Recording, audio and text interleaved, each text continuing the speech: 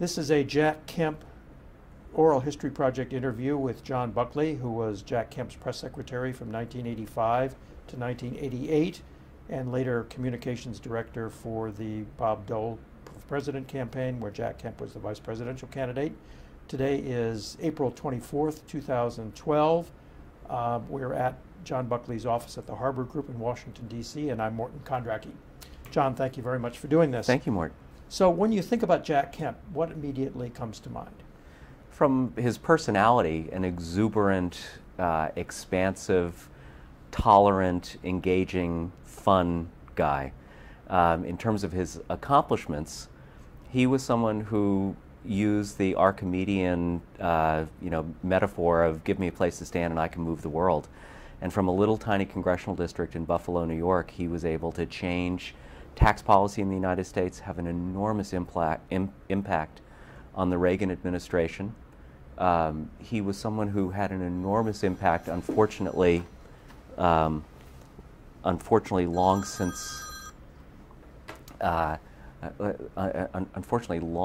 since overtaken by events, but an enormous impact on the Republican Party that I'm very sad is not the guiding spirit for the party today.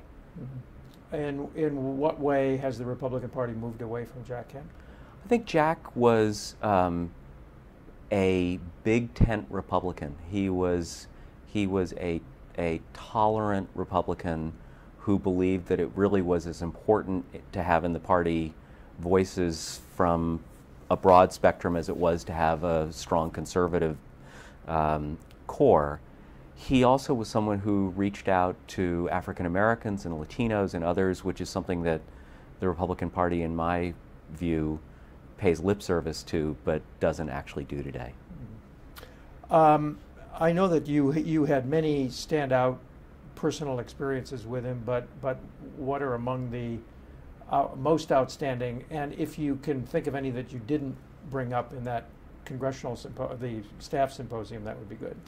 You know, my single favorite memory of Jack was in, I believe, 1986, when Trent Lott had Jack down to Jackson, Mississippi, for a Trent Lott fundraiser.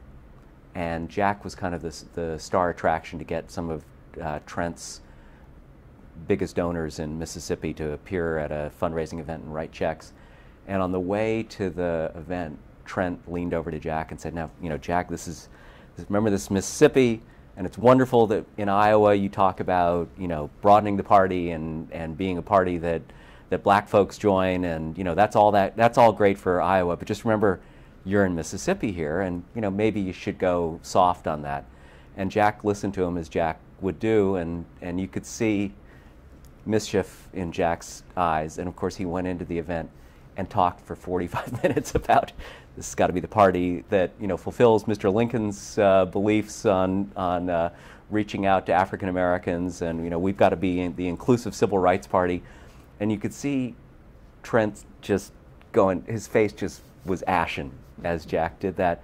And it was so great because there was a perversity to Jack that was a wonderful character trait of his, that if people told him this is what you have to do, he in some cases would do like the exact opposite just because that was what he believed in. So I mean, I've many happy memories of Jack. The campaign in between 85 and 88 was just one tableau of incredible set of tableaus of incredible events.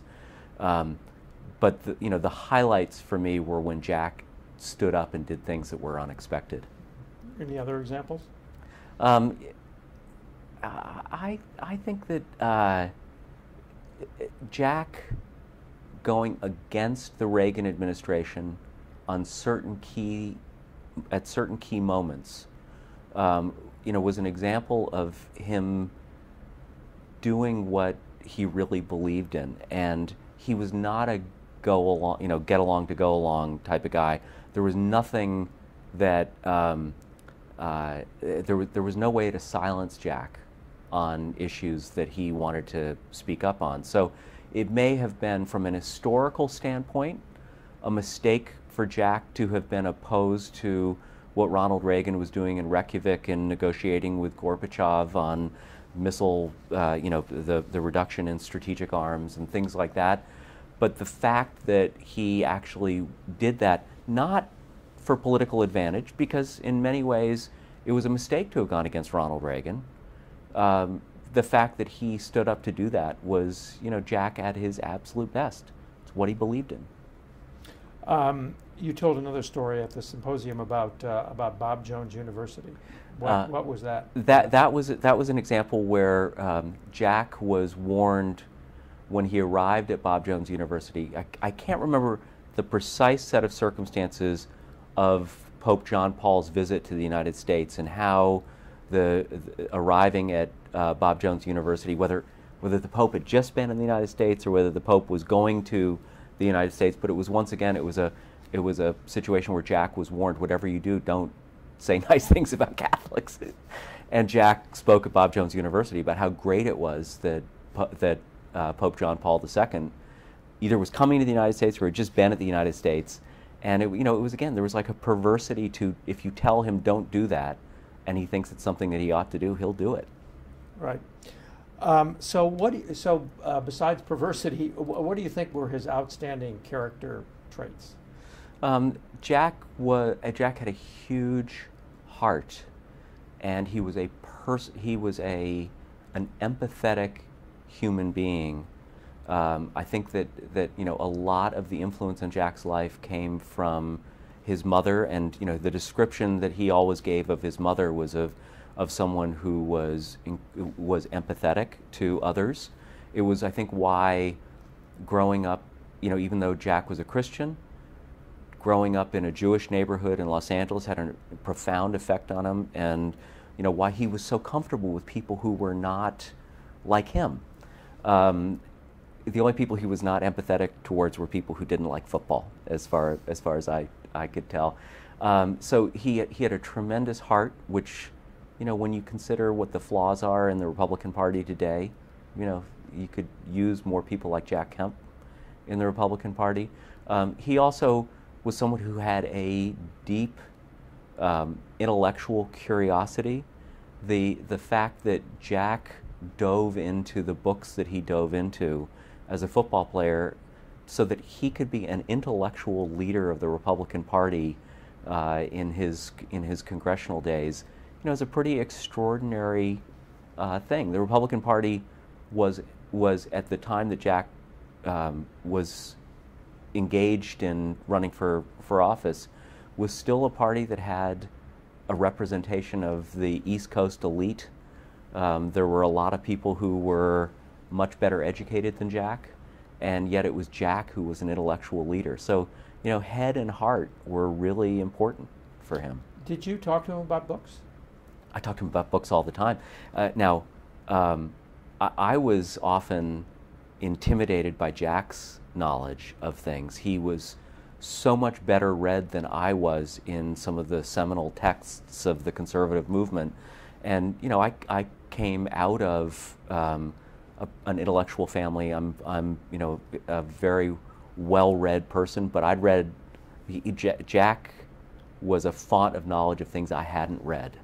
And so we talked about books all the time. And of course, nothing got Jack more interested than abstract ideas that emanated from seminal texts that he'd read.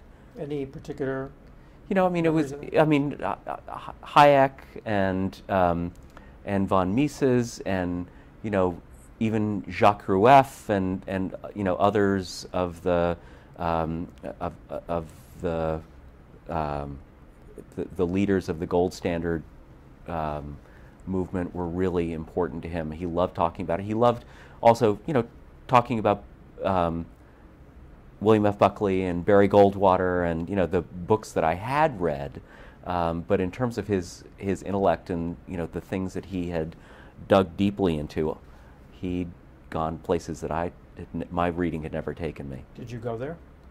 Yeah, to a limited extent. I mean, we found common ground on history because Jack was a Jack had read, all of the biographies of Churchill, and he had read deeply about the United States in the period leading up to World War II, and had gleaned great lessons from it.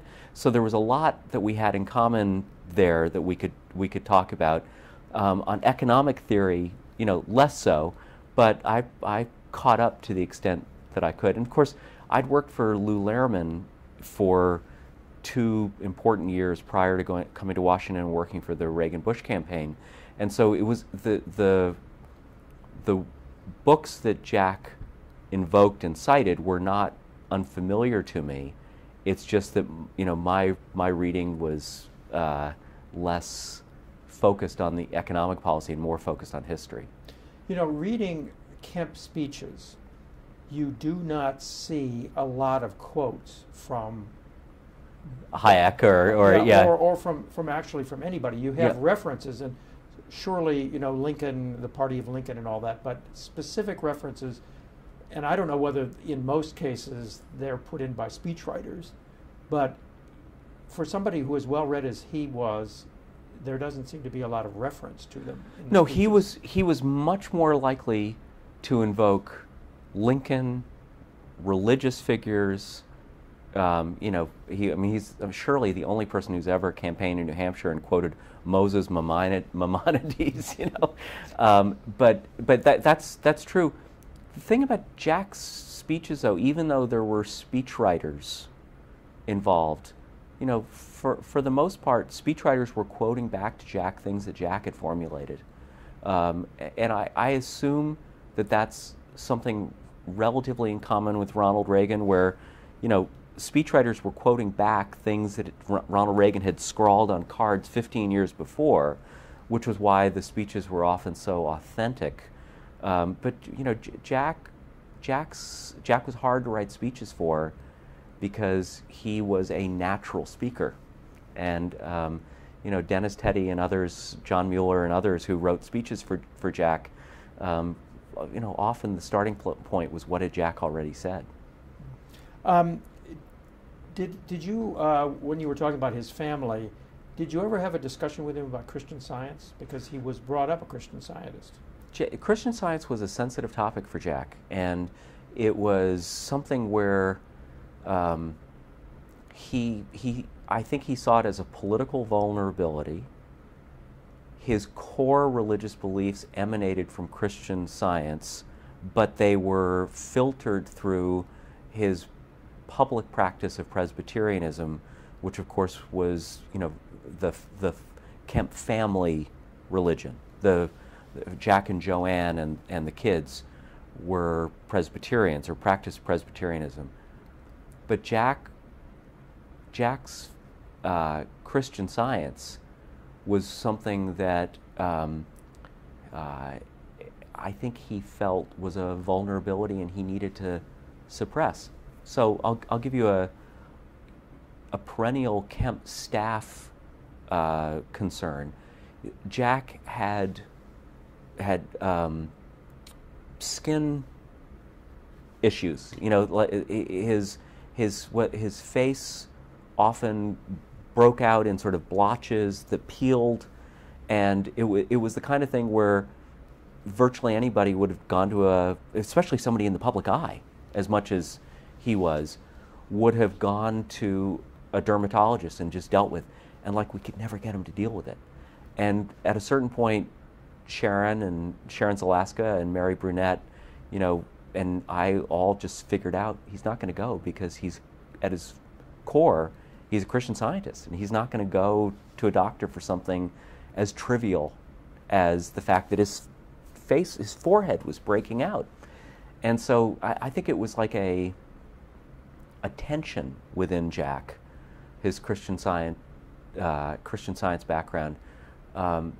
Mary Brunette once, I may be garbling this, but I think it's right, completely by accident, saw Jack going into a Christian Science reading room in Washington on 16th Street or someplace.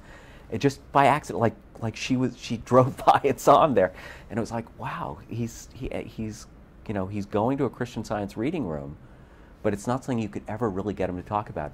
There was a New York Times reporter named Kit Seeley, Catherine Q. Seeley was her byline, and she was a great niece or great granddaughter of Mary Baker Eddy, and she thought that this was something that would be interesting for Jack to talk about, and so she brought it up on the campaign plane, and he just like clammed up. He wouldn't talk about it, and I think he very much was a Christian Scientist, and he saw it as a vulnerability that he needed to just stay away from. Because it would turn off evangelical Christians? Or? Because it was viewed as it's probably not dissimilar from Mitt Romney today not wanting to be drawn in on a discussion of Mormonism, because even though Mormons view it as a Christian religion, there are enough conservative Christian voters who see it in other terms. One last question about Christian Science. I mean, there is a eternal positive added aspect to Christian Science. Right. So I wonder if everybody describes him as an optimist, right. and a perennial optimist. Yes. I don't really have a clear picture in my mind of Jack's father. I've got a pretty clear picture in my mind of Jack's mother and her influence on him, and I think there was an aspect of the optimism tied up with Christian Science, tied up with faith, tied up with a belief in, if not predestination, a belief that your life had was fated to bringing you to positive outcomes if you let them happen. So Jack's most oft-cited reference to his mother publicly was, "No door closes, but another one opens." That whatever happens, people would talk to him about what happens if you don't get elected president, and most politicians would completely stay away from that and stay on, I don't tend on losing, and I'm not talking about, but Jack would actually engage on that, and if I don't get elected president, something good will happen, something else will happen, and that was something that he took from his mother, and I think is tied into her Christian Science philosophy. His mother was a very well-educated woman, Mm-hmm. And yet he, was a physical science. I mean, a PE major, physical education major, and I wonder if he sort of felt bad about that. Jack was seldom defensive, seldom intimidated. I can tell you about the one time, literally, I think the one time I ever saw Jack intimidated. I'll tell you that in just a second. But he was a little defensive about his physical education major, and he would make clear that a PE degree from Occidental, which is a terrific college that President Obama went to for some time and is a first-rate private college. Jack would always say a PE major at Occidental was like a biology major. It was scientific. It wasn't just teaching you how to be a coach. It was teaching you actually a lot about the human body, and so he was, but he'd say it kind of defensively, and he wasn't terribly defensive about. He was charming about the fact that he was a football player who was an intellectual. Wasn't intimidated or wasn't defensive about that, but he was a little defensive about his PE degree. His mother? I think I don't think that. You were going to tell a story about what he said about his Well, mother. I was going to tell you a story about his being intimidated. Oh, okay. And so I went with Jack to number 10 Downing Street, and we met with Margaret Thatcher. I went with him to visit the Prime Minister Nakasone. He met with Helmut Kohl. He was never intimidated by other politicians or power. The one time I ever saw him intimidated was when my Uncle Bill invited him to speak over at dinner to the editors of National Review, and it was at Bill's apartment in New York, and nothing could have been set up better for Jack to succeed in than that, because everybody was rooting for him, and the people who were there loved him. But he was, pardon me, he was intimidated, I think, to be in close quarters in a social setting by people he viewed as intellectual, as the editors of National Review. And it was weird. It was like one of those situations where he should have just, to use a baseball metaphor, hit it out of the park. And it was like this. It was like the only time I ever saw him intimidated. What triggered that? I think it was that he was intimidated a little bit being in Bill Buckley's apartment, intimidated a little bit by Pat Buckley and her sort of, being the hostess of the event, but then having the array of editors who were no more impressive than the Wall Street Journal editorial board, right? And he was never intimidated by them. As you know, he was not really intimidated by journalists. But it was just a combination of factors that I saw him kind of physically shrink a little bit, and it was odd. So he clammed up? He had to be drawn out as opposed to just, normally with Jack, you wound him up and he went. So what memories do you have, since you were referring to it, of his engagement with Margaret Thatcher or any of these world leaders? Jack would never put it in these terms, because he was a remarkably psychologically healthy politician who really did not have either an ego or the messianic sensibility that a lot of guys who run for president ultimately have and have to have. But he was a world historical figure, and he knew it. He knew it.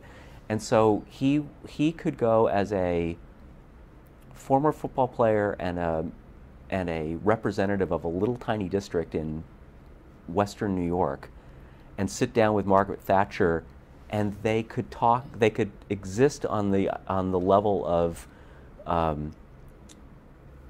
the fomentation of conservative ideas in a way that he was completely comfortable. And so with Nakasone, there was a language issue and translators, and they were talking. They would talk more about trade policy and things like that. In Korea, I didn't go in with him when he met with the president of Korea, but that was more of a discussion on a narrow subset of issues. Going in to meet, if I recall correctly, he didn't get to meet with Mitterrand, but he met with Jacques Attali as chief of staff. He could go in and be intellectually combative with a socialist politician from France without any sense of intimidation, because everything was waged on the plane of ideas, and he was really comfortable with that in a way that was, remarkable, given that he was a PE major and a professional football player before he was a politician. So what specifically do you remember about his conversation with Margaret Thatcher? With Thatcher, it was the on-the-record part. Well, I was not allowed to take notes. I was told ahead of time by one of her aides that it was okay to be there, but I could not take notes. But there was clearly an on-the-record and an off-the-record part of the conversation. And the on-the-record part of the conversation with her was a celebration of what conservative ideas were doing in both countries, and a celebration of Reaganism and Thatcherism as related principles.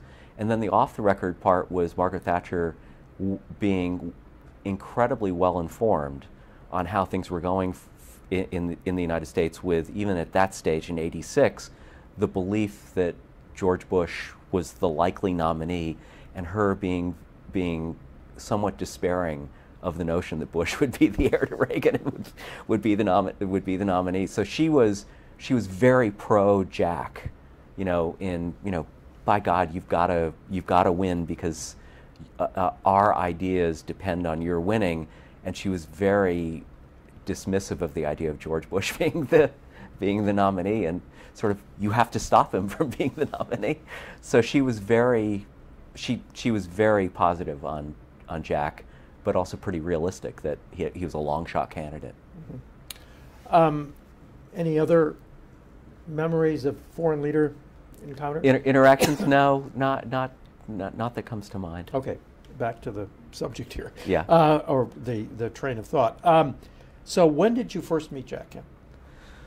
I first met Jack when I worked for Lou Lehrman, and the Lehrman campaign was very well telegraphed and signaled that Lou was going to run for governor of New York, but Jack had a problem in that the comptroller of the state of New York, whose name I just lost, Ned Regan, was a Buffalo politician. He was an Erie County politician, and so Jack had to stay neutral in the period leading up to '82. And then Ned Regan got out of the race mostly because he was intimidated by Lehrman's money, that he couldn't win the nomination. And so he got out of the race in January of '82, and it took a couple of months for Jack to endorse. He didn't endorse right away, but then it was a big deal when Jack was going to endorse Lou. And so we went up to Buffalo where Jack endorsed Lou. And I met him then, and he was not, it was viewed that Jack's not endorsing Lou early was like either a betrayal on the one hand or not a profile in courage, that it took so long for him to do it. On the other hand, realistically speaking, Jack's base was his congressional district, and for him to have gone against an Erie County politician like Ned Regan would have been silly. So there was sort of unrealistic expectations on the Lehrman side. But Jack was a dominating figure in Republican politics in New York. And I remember meeting him and liking him, but noticing right off the bat that his attention span was very short. And so he could sort of be prepared for what he had to say about Lou. We briefed him on this would be most helpful for you to say. But the whole thing was just sort of a quick surface connection. I then, when the ran into Jack several times in the campaign trail, but it was a situation where there was tension between Lou and Jack for who was the dominant politician at any given time. At the Republican convention that summer, on the campaign trail in the fall, but still, Jack was doing everything he could to get Lou elected. Then I went to work for Ronald Reagan in late '83 through the election, and when the election was over, I was in a fortunate position, having been the chief spokesman for the Reagan-Bush campaign in '84. Jim Lake was the press secretary, but the guy who was on the phone all day long speaking on behalf of the campaign was me. And there was actually a competition for my services between the vice president's staff and the people trying to gear up for Jack. For me, it was like a really easy call. I wanted to work for Jack because he was from New York State. I viewed him as the real conservative, and I really liked the idea of going to work for the plucky upstart, not for the not for the guy who was the natural front runner. I just never took to George Bush, and so I came down. As it turns out, my father died on December 1st, 1984, right after the election, and I was told Jack has a window on his in his calendar to meet with you, like 2 days later. And so literally I went from my father's funeral, rushed to get to a train, took the train down to Washington to meet with Jack, and I was kind of not at my best, but had a great interview with Jack and with Dave Hoppe, and a day later was told by Charlie Black he's going to hire you. And it was fantastic. So I had a commitment to the Reagan inaugural campaign, to Jim Lake, to helping staff the inaugural campaign. So I didn't actually go to work for Jack until the 2 or 3 days after the inauguration at the State of the Union address was my first day, and it was like instant, bonding with Jack. We hit the road, I think, one day after I was I got my congressional pass, and immediately was like flying with Jack to New Hampshire, and our relationship was based more on the fact that I was the staff aide who was sitting next to him on airplanes and in car rides in New Hampshire and Iowa and every place else. We just hit it off. So what was the conversation like in December of '84? Your first interview, was it a campaign discussion? Yeah, it was very much a what do I need to do to run for president from my position that I'm in. So he was publicly coy about whether he was going to run for president, but he was privately all in. And I had people who would say to me, he's never going to run for president. He could have run in '80 and he didn't do it. Jack doesn't run for the big offices. He didn't run for the Senate against Jacob Javits. He didn't run for governor. He didn't run for president in '80.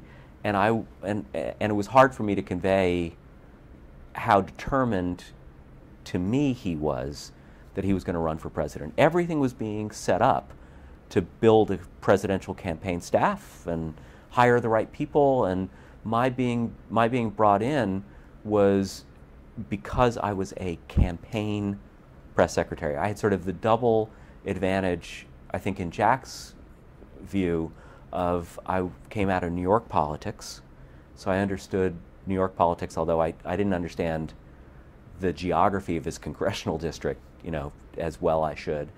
But I certainly understood New York politics, and then I'd just come fresh off the Reagan-Bush campaign, so I was current with the reporters who were covering national politics and current with all of the issues from the presidential campaign. But Jack, in that first conversation, was all in. No question in my mind. He was running for president. He needed somebody who could help him do that. But he also needed somebody who could be his congressional press secretary. But he was very clear to me that he saw Mary Brunette and me as a 1-2, tandem team that could handle both Buffalo and the district and could handle the campaign. Did you actually ever get offered a job by the Bush people? No, I met, I went through this sort of kabuki dance where at the last week of the campaign, I was taken on the plane on Air Force Two with the vice president. I was given one-on-one FaceTime with the vice president, not in the context of a job, but Pete Teeley was making it clear to me he wasn't going to be there. He was not going to be the press secretary for very much longer. And then when the campaign was over, I was to go and sit down with Larry Speakes, because Larry was going to have a role in sort of helping the vice president choose who would work inside the White House, with the presidential and vice presidential communications operations. So all these things were in play.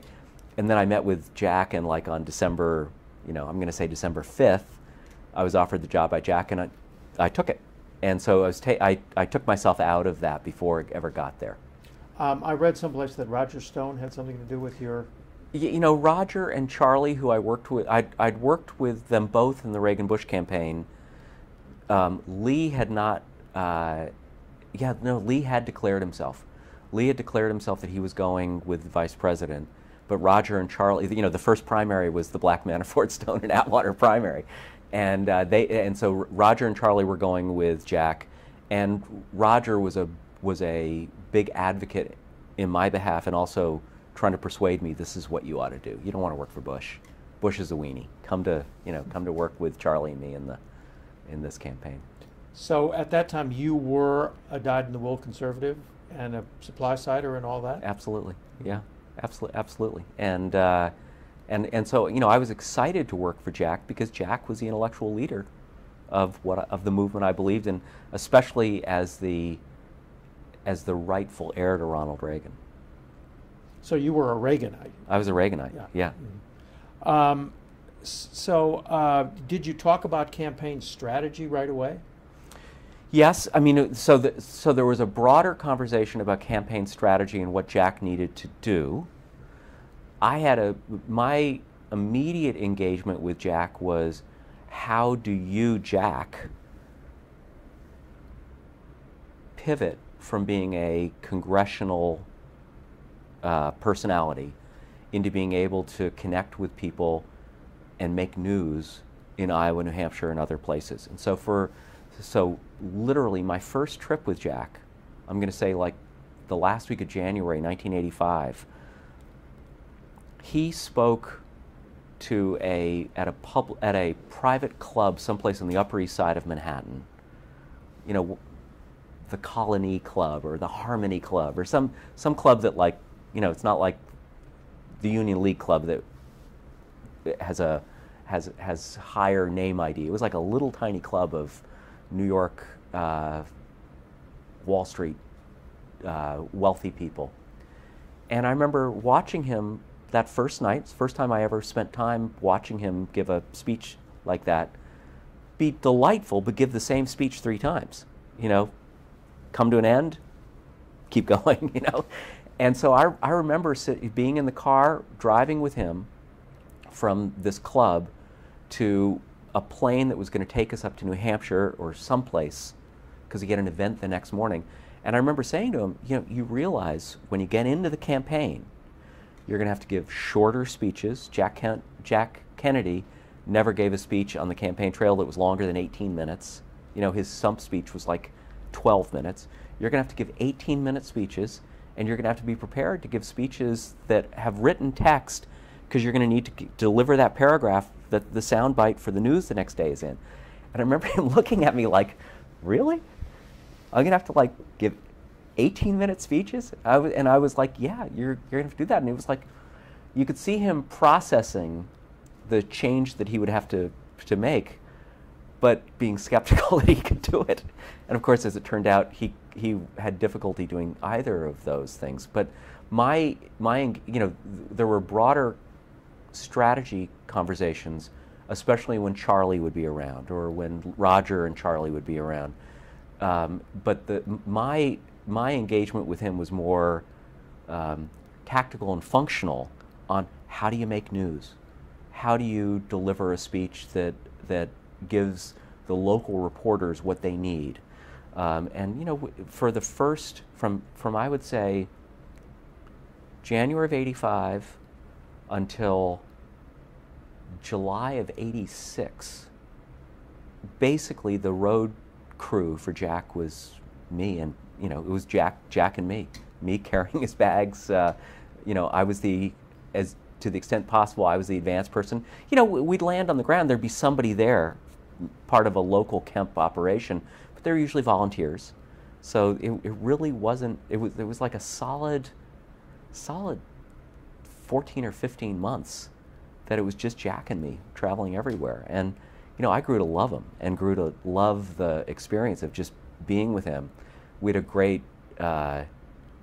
great teasing, joshing relationship where people from the outside would listen to it and, like, think that we hated each other. In reality, it was just the way Jack was, because he was a big teaser and a big, you know. What did he tease about?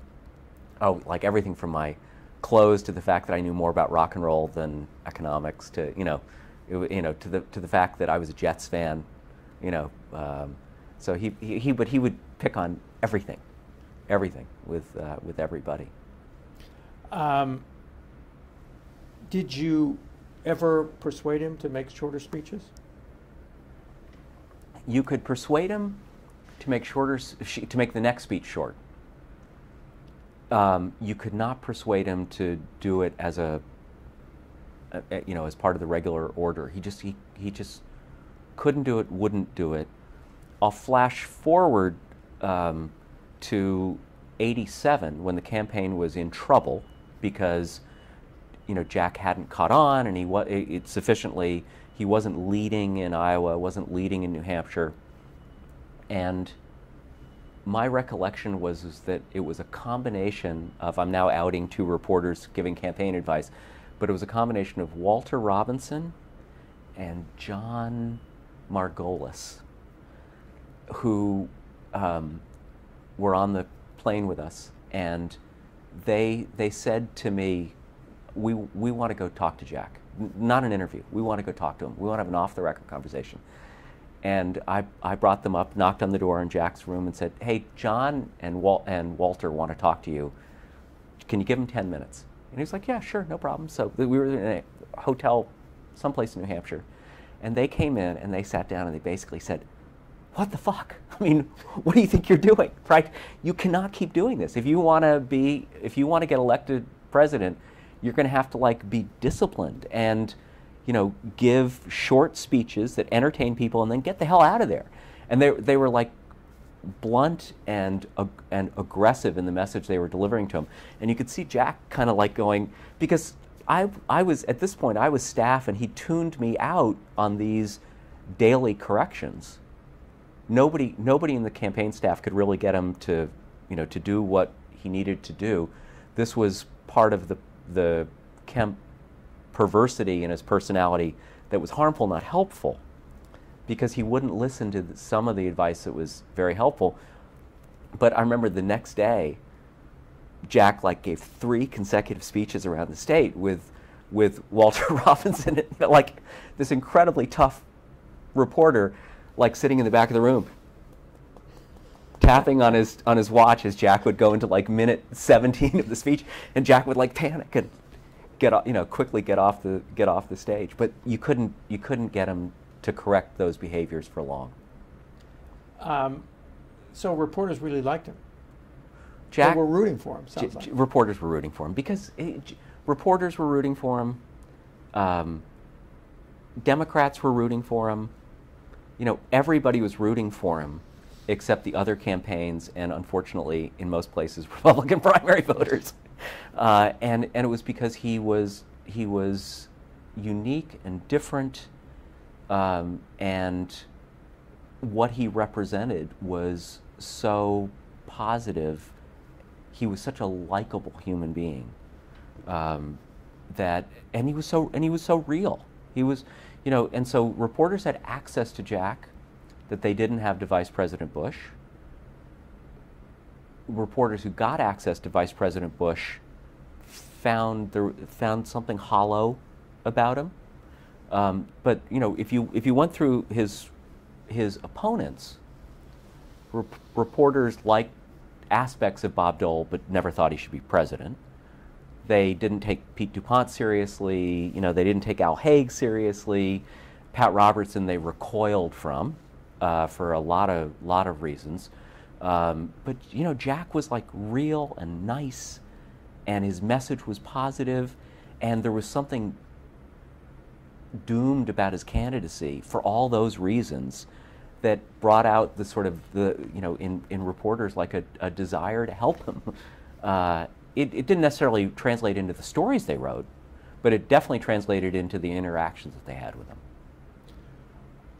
Did he have any favorite reporters? He had reporters who he was closer to, including you. There were reporters who he was friends with and close to. But Bob Novak was a reporter that Jack was friends with and close to, who was clearly not a favorite reporter, because Bob did as much damage to Jack as anybody. Because Bob wrote from the frustrated standpoint of he's not catching on. He should be doing X, but he's doing Y. He's not following Jude Winniski's advice. There was a lot of that. But I don't think he had favorite reporters. He didn't necessarily like. He didn't necessarily like conservative reporters versus more liberal reporters.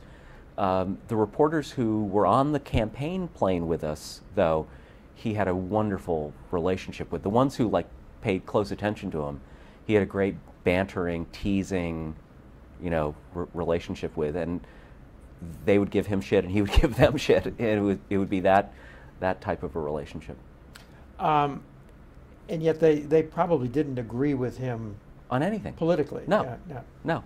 But Jack was the kind of person who, even if you disagreed with him politically, it was so clear that the policies that he was espousing, he had arrived at, on the one hand, on an intellectual path that was impressive because he'd done his homework, and on the other hand, what he was espousing was so positive that he'd arrived there on a his heart was so clearly good. There was nothing negative or mean about Jack, and in fact, reporters were frustrated with Jack by the absence of meanness. Like, why can't he attack George Bush, Bob Dole, Pat Robertson the way he ought to, the way he'll need to? I mean, the dynamic of the race by the autumn of 1987 was, I was the attack dog for Jack, and I was the one who was coming up with the one-liners and the attacks especially on Bush, and there were some funny but not so funny stories. Clifford May of the New York Times wrote a story in the fall about the Kemp campaign trying to get Jack to attack and him not attacking. And there was this quote from me in which I basically said, yep, tonight he's really, really going to, take the wood to the vice president, or something that made it clear Jack was going to attack tonight. And then he quoted Jack's speech from that night, in which there was not the slightest iota of him attacking George Bush. And it made me look ridiculous, but it was, the dynamic for a reporter was kind of fun, because here it was, Jack just won't do what is expected of him by his campaign. Were there any celebrated press flaps? By him? No, I mean, Jack made very few mistakes as a candidate. He would not deliver the attack.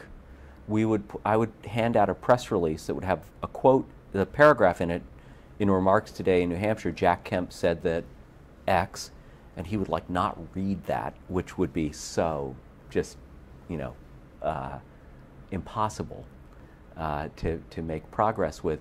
But in terms of him actually saying things that he was not gaffe prone, there were lots of flaps about things that I said that went too far. Like what? I can't even remember any of the specific attacks on George Bush, but I was often controversial in what I would say about the vice president, and I got very good at needling the vice president. There was a famous quote that Jack had no problem with because it wasn't mean-spirited, but the vice president had tried to explain away why in the Iowa straw poll in Ames in August of 1987, he'd come in at, I think, a distant third, maybe, to Pat Robertson and to Dole. And he said, well, my voters weren't there because they were at country clubs or they were dealing with their daughter's coming out party. And Mary McGrory said to me, what do you think of that? And I said, well, Jack would have done better too, but his supporters were flipping cheeseburgers at bowling alleys and cleaning their guns. And it was it was like a great sort of class attack on Kemp's supporters versus Bush. And so I got into the habit of doing those kinds of one-liners, which of course made it so that, as Marlon Fitzwater later told me, he would bring some story to the vice president in the morning to look at, and Bush would say, so what did the little shit say about me today?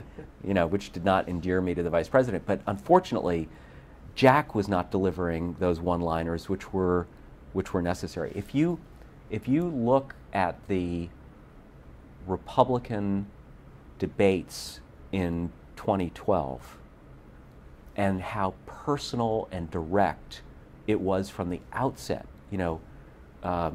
Mitt Romney going against Rick Perry going against Newt Gingrich. I mean, these were absolutely direct attacks. And Jack would have, if put Jack up there on that stage, he would have been the guy over on the side delivering his message as if he were in a completely different campaign than these guys. And that's the way he was. So did he ever get negative at all?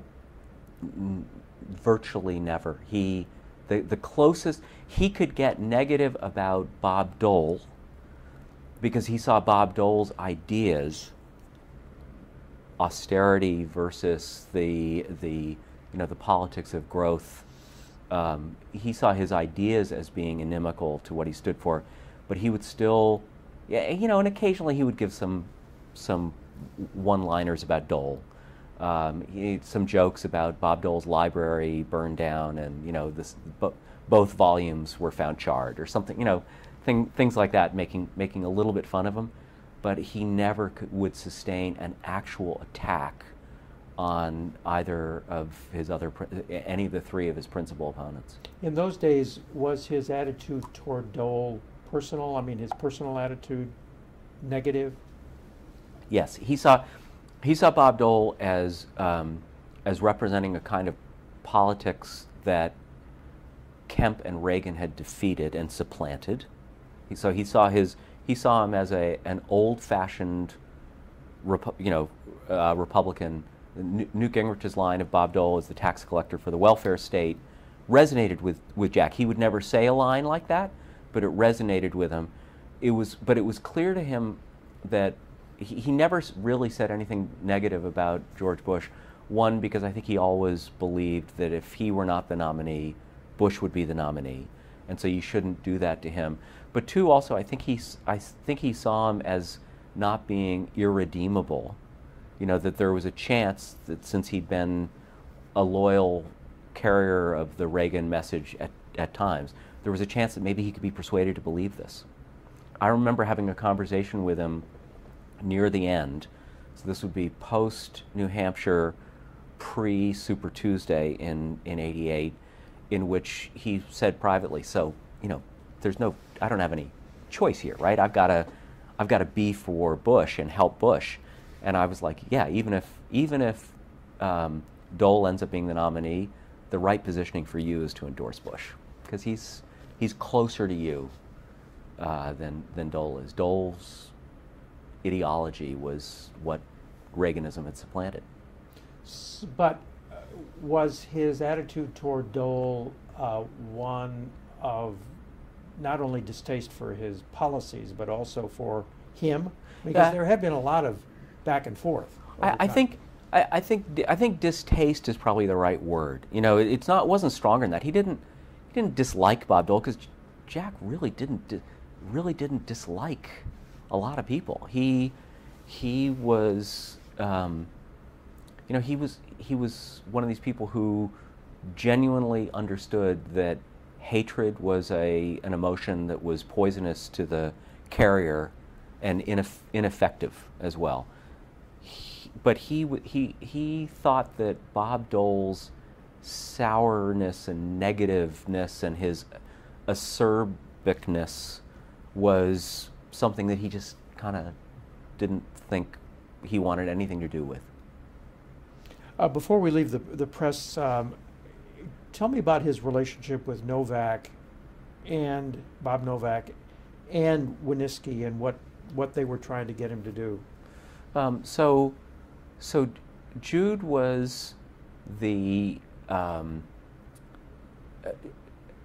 was the resident ideologist of supply side economics, and he and Bob were very, very close. And there was, they could collaborate with one another.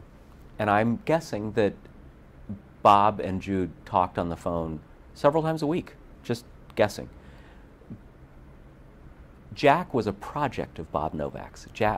Bob Novak wanted Jack to be president. He wanted to do everything he could to get Jack to be president, but he was such a he had so much integrity as a old school reporter that he would never give Jack a break if Jack screwed up. So he was more likely to cause trouble, pile on, make mischief, poke at ideological fault lines. He was much more likely to do all of those things than he was to just say something positive about Jack for the sake of saying something positive about Jack. And Jack liked Bob and respected Bob and feared what Bob could do, but Jack didn't really want to play that game of having the ideological battle with Jude over what he ought to do be played out through Bob's columns. And so there was like a natural holding back by Jack when it came to Bob. And in a way, the more important Bob was, the more Jack held back, because he didn't want to get caught up in confiding in Bob and getting burned. It's like he knew that ultimately Bob's instincts as a reporter and columnist had a nanosecond's lead over his instincts as an ideologist, and so he understood that. During the '88 campaign, Jude was still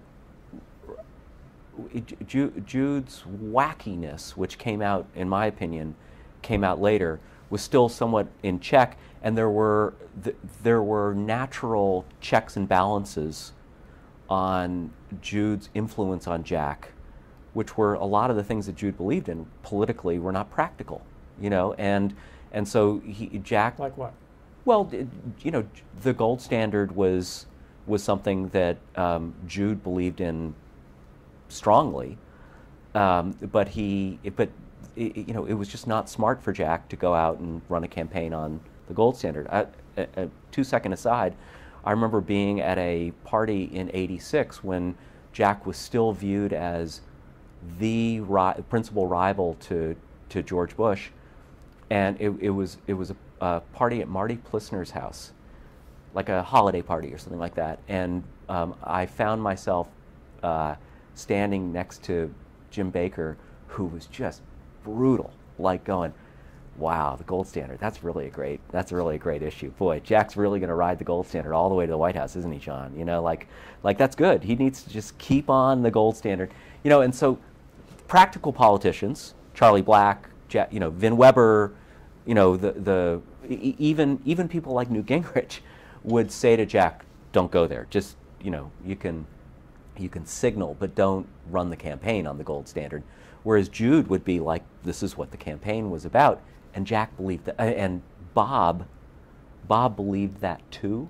Bob was very smart about politics, but he was a little bit of a sucker in believing that some of the more ideological positions would get Jack points. Okay.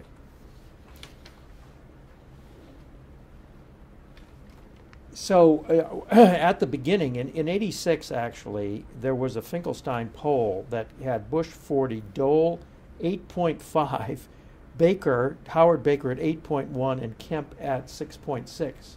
So he was behind the curve at the sort of the get-go. Absolutely. I mean, Jack was, so that would have been a poll taken of Republicans, not Republican primary voters in state X or state Y. So it was always clear that Jack's name ID was low. He was well known in Washington, well known in conservative circles, well known in sort of party elite circles, but not known to the public as a whole. That gave rise then to a strategy that said, in essence, from the very beginning, your road to the White House goes through New Hampshire, because New Hampshire is a state that takes people who are at 6% in the polls in '86, and you can compete on even terms there. Then a few things happened along the way. One was there was a belief that Jack really needed to compete in Iowa to set up New Hampshire, and then a strategically disastrous thing occurred, which was Michigan decided that it wanted to play in a very weird way in the primaries, and it wanted to play by having a August 1986 semi-primary, a delegate selection process where it would create a set of delegates that later on would become would compete in a party convention. I can't remember exactly how ultimately it was going to work, but it moved up the timeline well in advance of the winter of '88 for those first votes to get cast, and then it moved it to a state that was a big state, and Jack unfortunately took the bait. We all took the bait that he could do well in Michigan. How did that happen? Partly because of the persuasiveness of a fellow named Clark Durant, who was a Michigan conservative leader, who basically said, "I can organize a state for you." And there were enough people in Michigan, enough conservative activists who said, Michigan is all about Reagan Democrats, and it's all about, Michigan is on a certain level like a big Erie County, a post-industrial conservative battleground, and we can wire it for you, Jack, if you participate here. So we took the bait and jumped in. So I may be jumped in to actually not only decide to compete in Michigan, but to let it be known that we were going to compete in Michigan relatively early on by our schedule, by going in there, by Clark Durant saying Jack can win Michigan, So it was like instead of the steady drumbeat that would build up the campaign so that you could go and surprise the vice president in New Hampshire, which was a state that really was in many ways a good profile, had a good political profile for Jack. What ended up happening was we committed to what was a large delegate selection process through caucuses in Michigan that both had a natural advantage to a candidate who could outspend you and outorganize you, the vice president, and a natural advantage to a candidate who could tap into the grassroots conservative Christian base, and that ended up becoming Pat Robertson.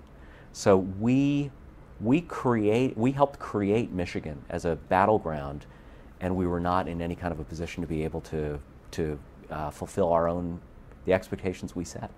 So, do you remember the meetings and the discussion about Michigan? Michigan was one where it was more about Jack being told there's some potential in Michigan in '85, being told there's some potential in Michigan, you ought to go out there and see for yourself, and going out and finding that there were some real Kemp fans and enthusiasts,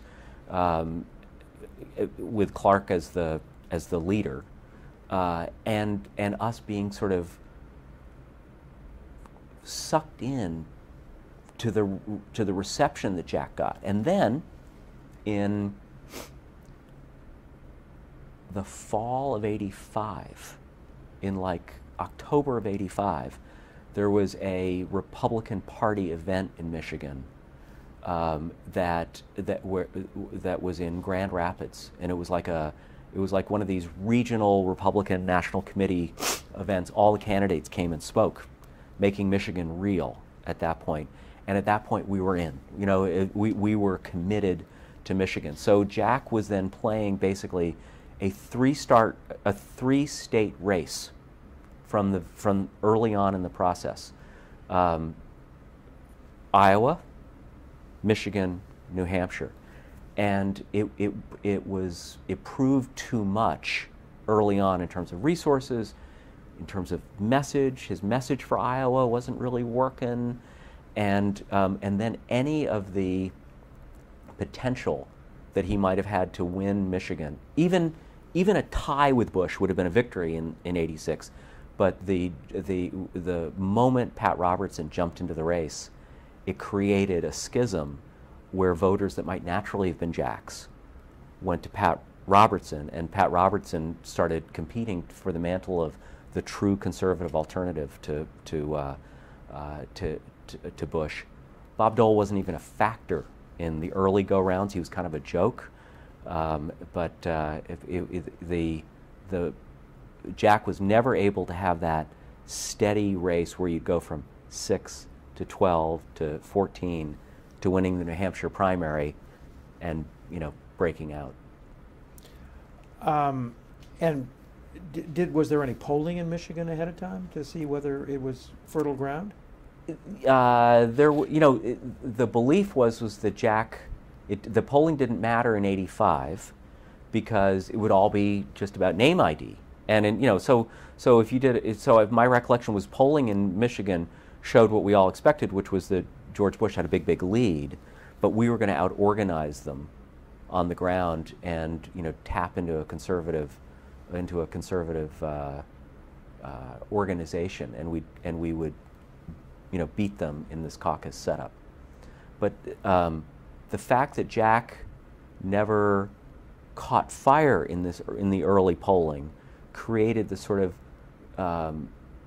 this dynamic where it was like he was expected to do something he couldn't really do, but because he wasn't doing it, it wasn't creating all these other things that needed to happen in order to upend the conventional wisdom about whether a congressman from Buffalo, New York, could beat a sitting vice president. Can we take a break? I need to. You were his congressional press secretary, yet you seem to be traveling a lot on the road. So how did that work legally? Yep. I was paid in two pieces. So I was Jack's congressional press secretary from January of '85 until, I'm going to say, but I may be a month or two off, until December of '86. But I also was partly paid by Jack's PAC, and so the legal structure was that if I flew with Jack to Buffalo, New York, I was on the taxpayer's dime. But if I flew with Jack to New Hampshire, I was on the Campaign for America's Promise dime. And then just to add further complications, Jack made two foreign trips in '86, one to Asia, one to Europe, and on both of those were paid for by the foundation. So there was there were two outside entities to pay for things. I guess the biggest thing that Jack did while you were his congressional press secretary was tax reform Right. in '86. What was your role in that? So I arrived in his office with Kemp Caston having been written, with Bradley Gephardt having been written, both bills having been introduced in the prior Congress, or maybe I can't remember when both were introduced, but in any event, they were known entities. And what ended up happening was the White House signaled through the president's State of the Union address in '85 that tax reform was a major priority of the president. And you had the whole Jim Baker, Don Regan swap between White House Chief of Staff and Treasury Secretary, which was articulated as this is all about getting things in the right alignment because the president's priority is tax reform. So you had Jack's top issue becoming the priority of the President of the United States, and really importantly, with Bradley and Gephardt, you had Democrats saying, we view this as a game we want to be in on. So it was very, very difficult as a press secretary to force Jack into all of the stories, because you had the unfortunate reality that he wasn't on the Ways and Means Committee, and once there was an engagement between the White House and Danny Rostenkowski, and then Rostenkowski and Packwood, Bradley Gephardt and Kemp Caston kind of fell by the wayside as the vehicles, but Jack still was the embodiment of the right kind of conservative tax reform. But it was a big battle for coverage, because you had a reporter like the late David Rosenbaum of the New York Times, who just steadfastly refused to mention that Bradley Gephardt or Kemp Kasten were even, were even in the game, reflected in the game. He was focusing in on three personalities: Reagan, Baker, and Packwood and Rostenkowski. So as a press secretary, it was a huge challenge. We got more than our fair share of coverage, though, by Jack making speeches at the right moment on, here's what's going wrong, by Jack issuing statements on the White House needs to, the White House is getting outmaneuvered, these things have to be in there. And so we were able to play the game, and this is a situation where the relationship with Bob Novak was incredibly helpful, because Novak had a 3 times a week ability to get things in play. Our battle, Jack's battle, was more how do you influence the White House than anything else. He had no ability really to influence Packwood, zero ability to influence Danny Rostenkowski, but he did have an ability to make trouble for the White House. And so, he knew how to play that really well. It helped to have somebody as substantively brilliant as John Mueller on the legislative side and on the economic side. But we fought way above our weight, to help steer that in the right direction. He played a really crucial role, besides being the author of Kemp Kasten. You remember December '85, when the Rostenkowski bill gets voted down on a rule. Right. And tax reform almost died. Right. And Jack Kemp saved it. The Republicans brought it back to life, in part because Jack was able to, in his, he was in the leadership, and his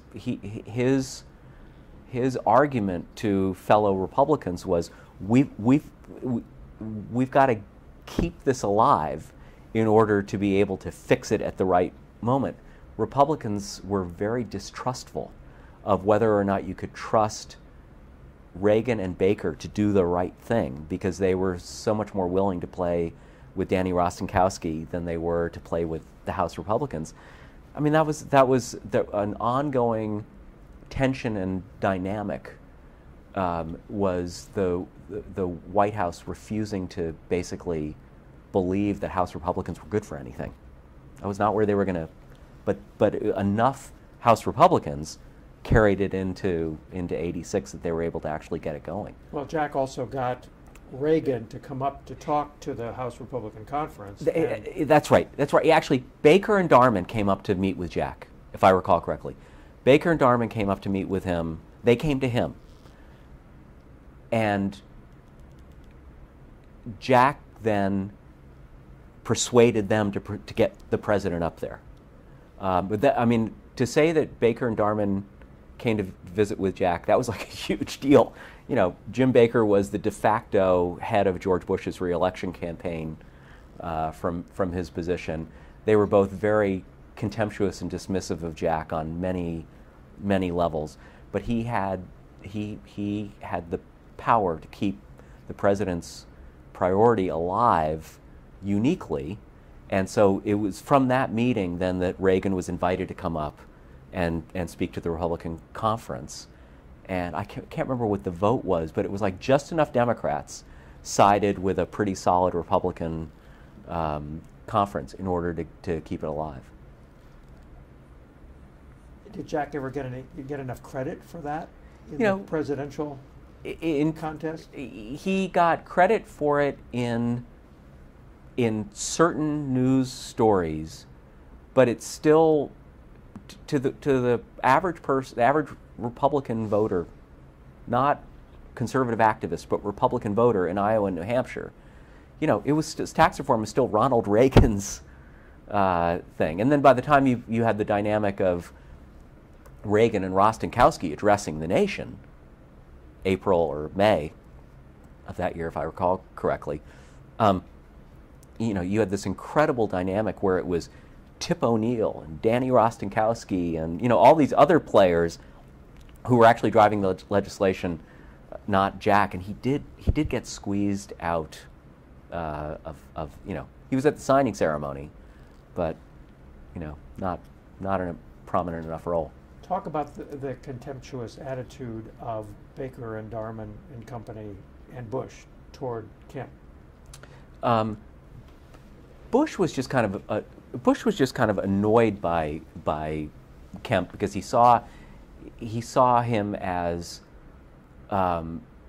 someone who unfairly was positioning himself as the heir to Ronald Reagan when George Bush was the vice president. So he saw him as an annoyance. He saw me as like this gnat. He couldn't quite get away from his face. It really pissed him off. I'll tell this very quickly. It really pissed him off when early on there was a quote from me in the National Journal in which they said, "Why did you go with Kemp, not with Bush?"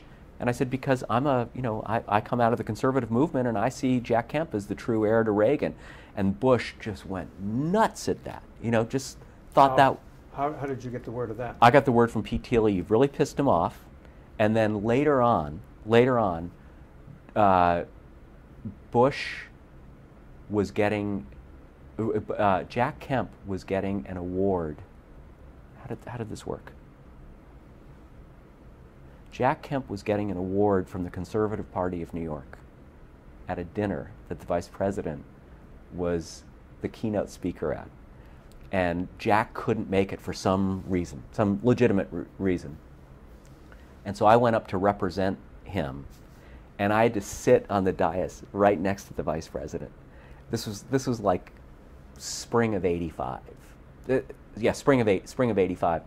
And I remember saying to the vice president, I heard that you were unhappy with that remark, and I said it in all innocence.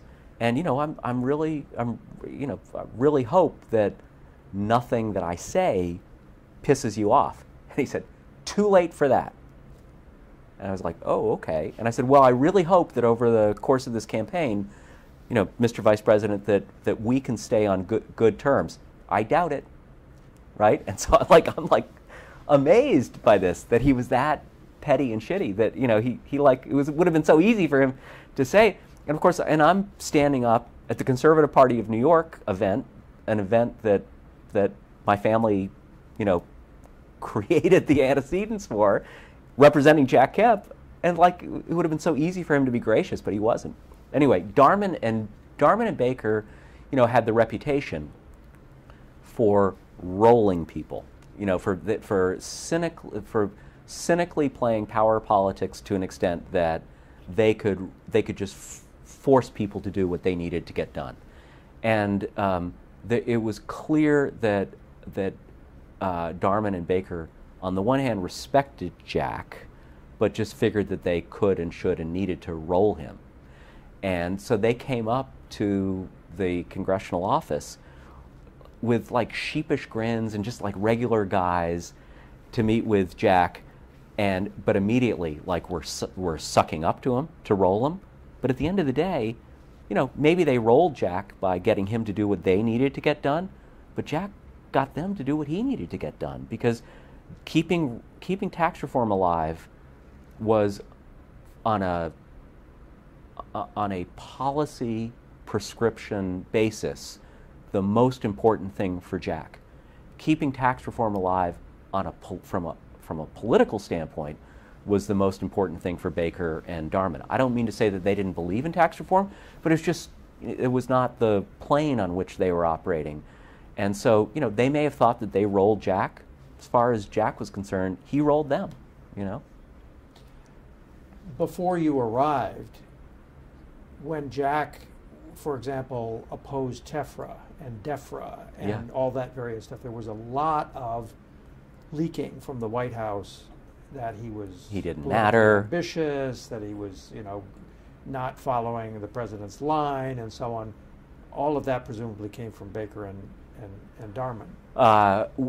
Actually, I would bet as much of it was. I would bet that the physical act of the leak came from Gergen, because Gergen was the official leaker of at the White House. So David was non-ideological, He was, he was just, but David was an instrument of Baker and Darman. I would imagine Darman didn't talk a lot to the reporters. Baker talked to reporters more through other people than directly. So, I don't imagine that Margaret Tutwiler in those early days was telling Ann Devroy this. I think that came a little bit later in the process. My sense was that most of the anti-Kemp stuff coming out of the White House in the first term were really coming out of Gergen as communications director, and then probably also coming out of Ed Rollins and Lee Atwater's and Lynn Nofziger's political office. But I have no doubt that the strategists behind it were them.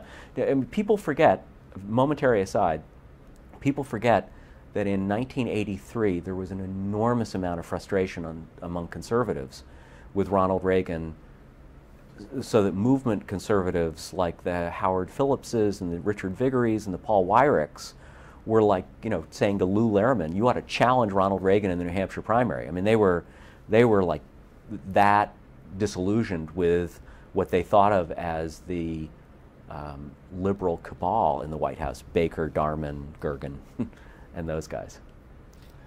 So at the beginning, when you started out, were there efforts to tee up issues that Jack was going to propose as a member of Congress or on the campaign trail that would distinguish him from Bush? There were, but they probably aren't what someone would expect. They related more to foreign policy and arms control and relations with Israel, and a whole host of issues that were sort of more on the Michelle Van Cleve side of the congressional office than on the John Mueller side of the congressional office, because on the economic issues, Reagan and Kemp were aligned, and I think Jack wanted to nudge and force and kibitz and do things to keep the economic side of the administration doing the right thing. But there weren't a lot of things that Jack, in my recollection, there weren't a lot of things that Jack wanted to do that were all that different from what the administration was proposing.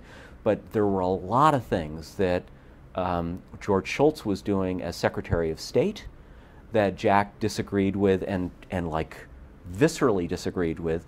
And people forget that Jack was in a better committee position to be able to make news from foreign ops than he actually was in a committee position to make news from the Budget Committee. I mean, Jack's committee was the Budget Committee. He was opposed to things like Graham-Rudman, and Graham-Rudman haulings, because he thought, once again, that gets you into the austerity trap. But he was not making mischief for the White House on that. They weren't for Graham-Rudman haulings either. It was forced on them. Yeah.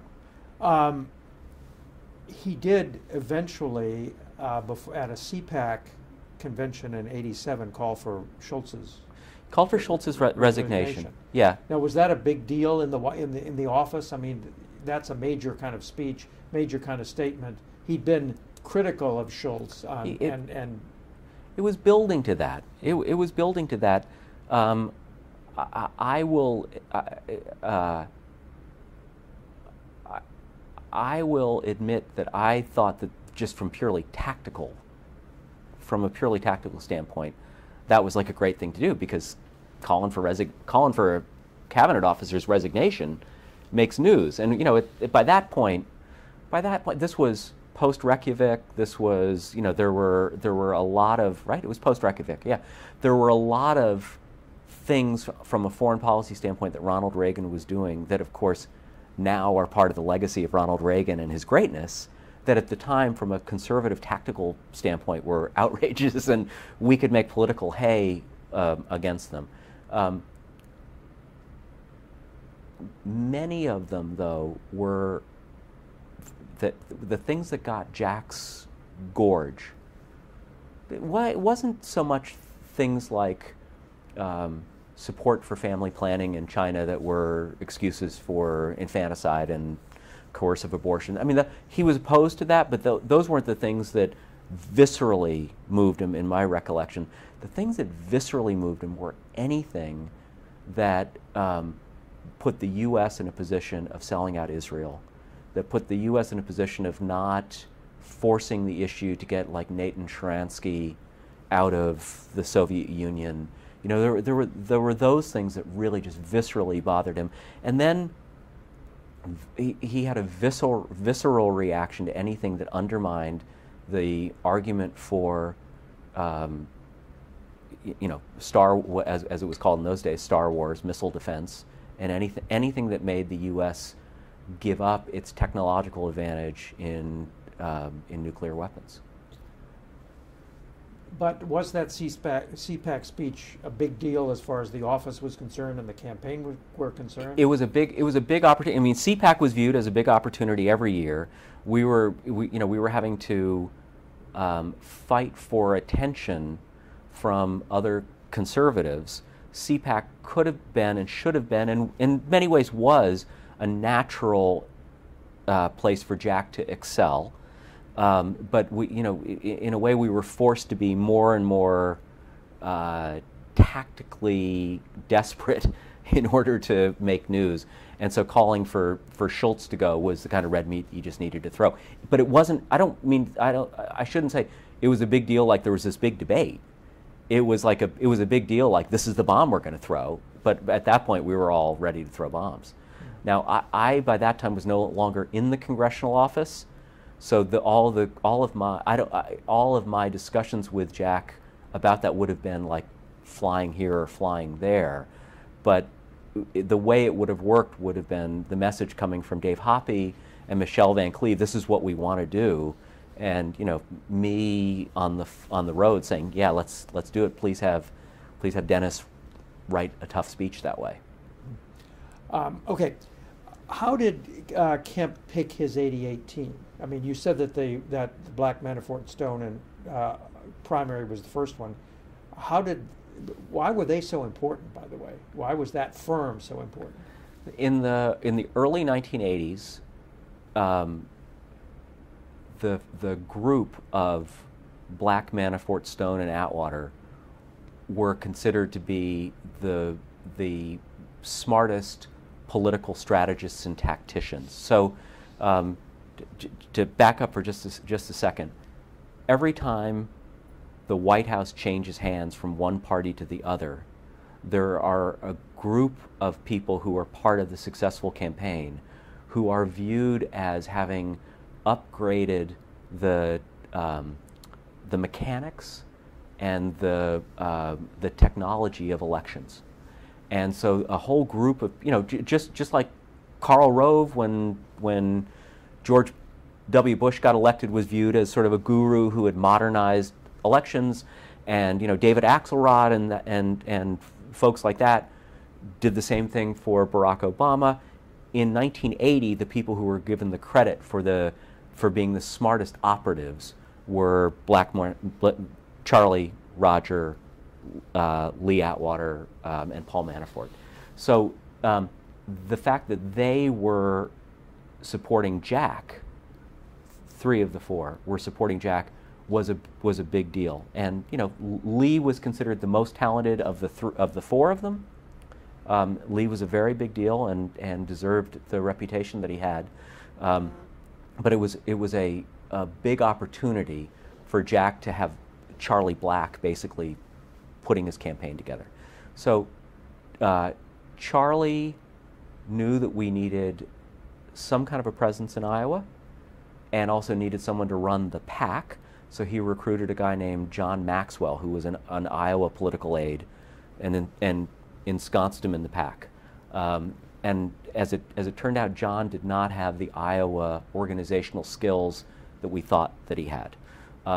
But there was an upgrade of the congressional staff to match the needs for the campaign. So Dave Smick was a absolutely brilliant and fantastic chief of staff for Jack in the congressional office, but it was viewed that you needed a different approach than Dave for the presidential campaign. You needed somebody who could basically wire all the other House Republicans, and that was Dave Hoppe, who was Trent Lott's guy. I was considered a political person to come in, and so Mac Carey kind of got pushed out, and I got pushed in. Mac was an excellent press secretary, but he was an excellent press secretary in a slightly more limited field than somebody who came out of the campaign. But these were the people who were stage managing the campaign. It was Charlie Black who was stage managing the staff changes. Everything, yeah.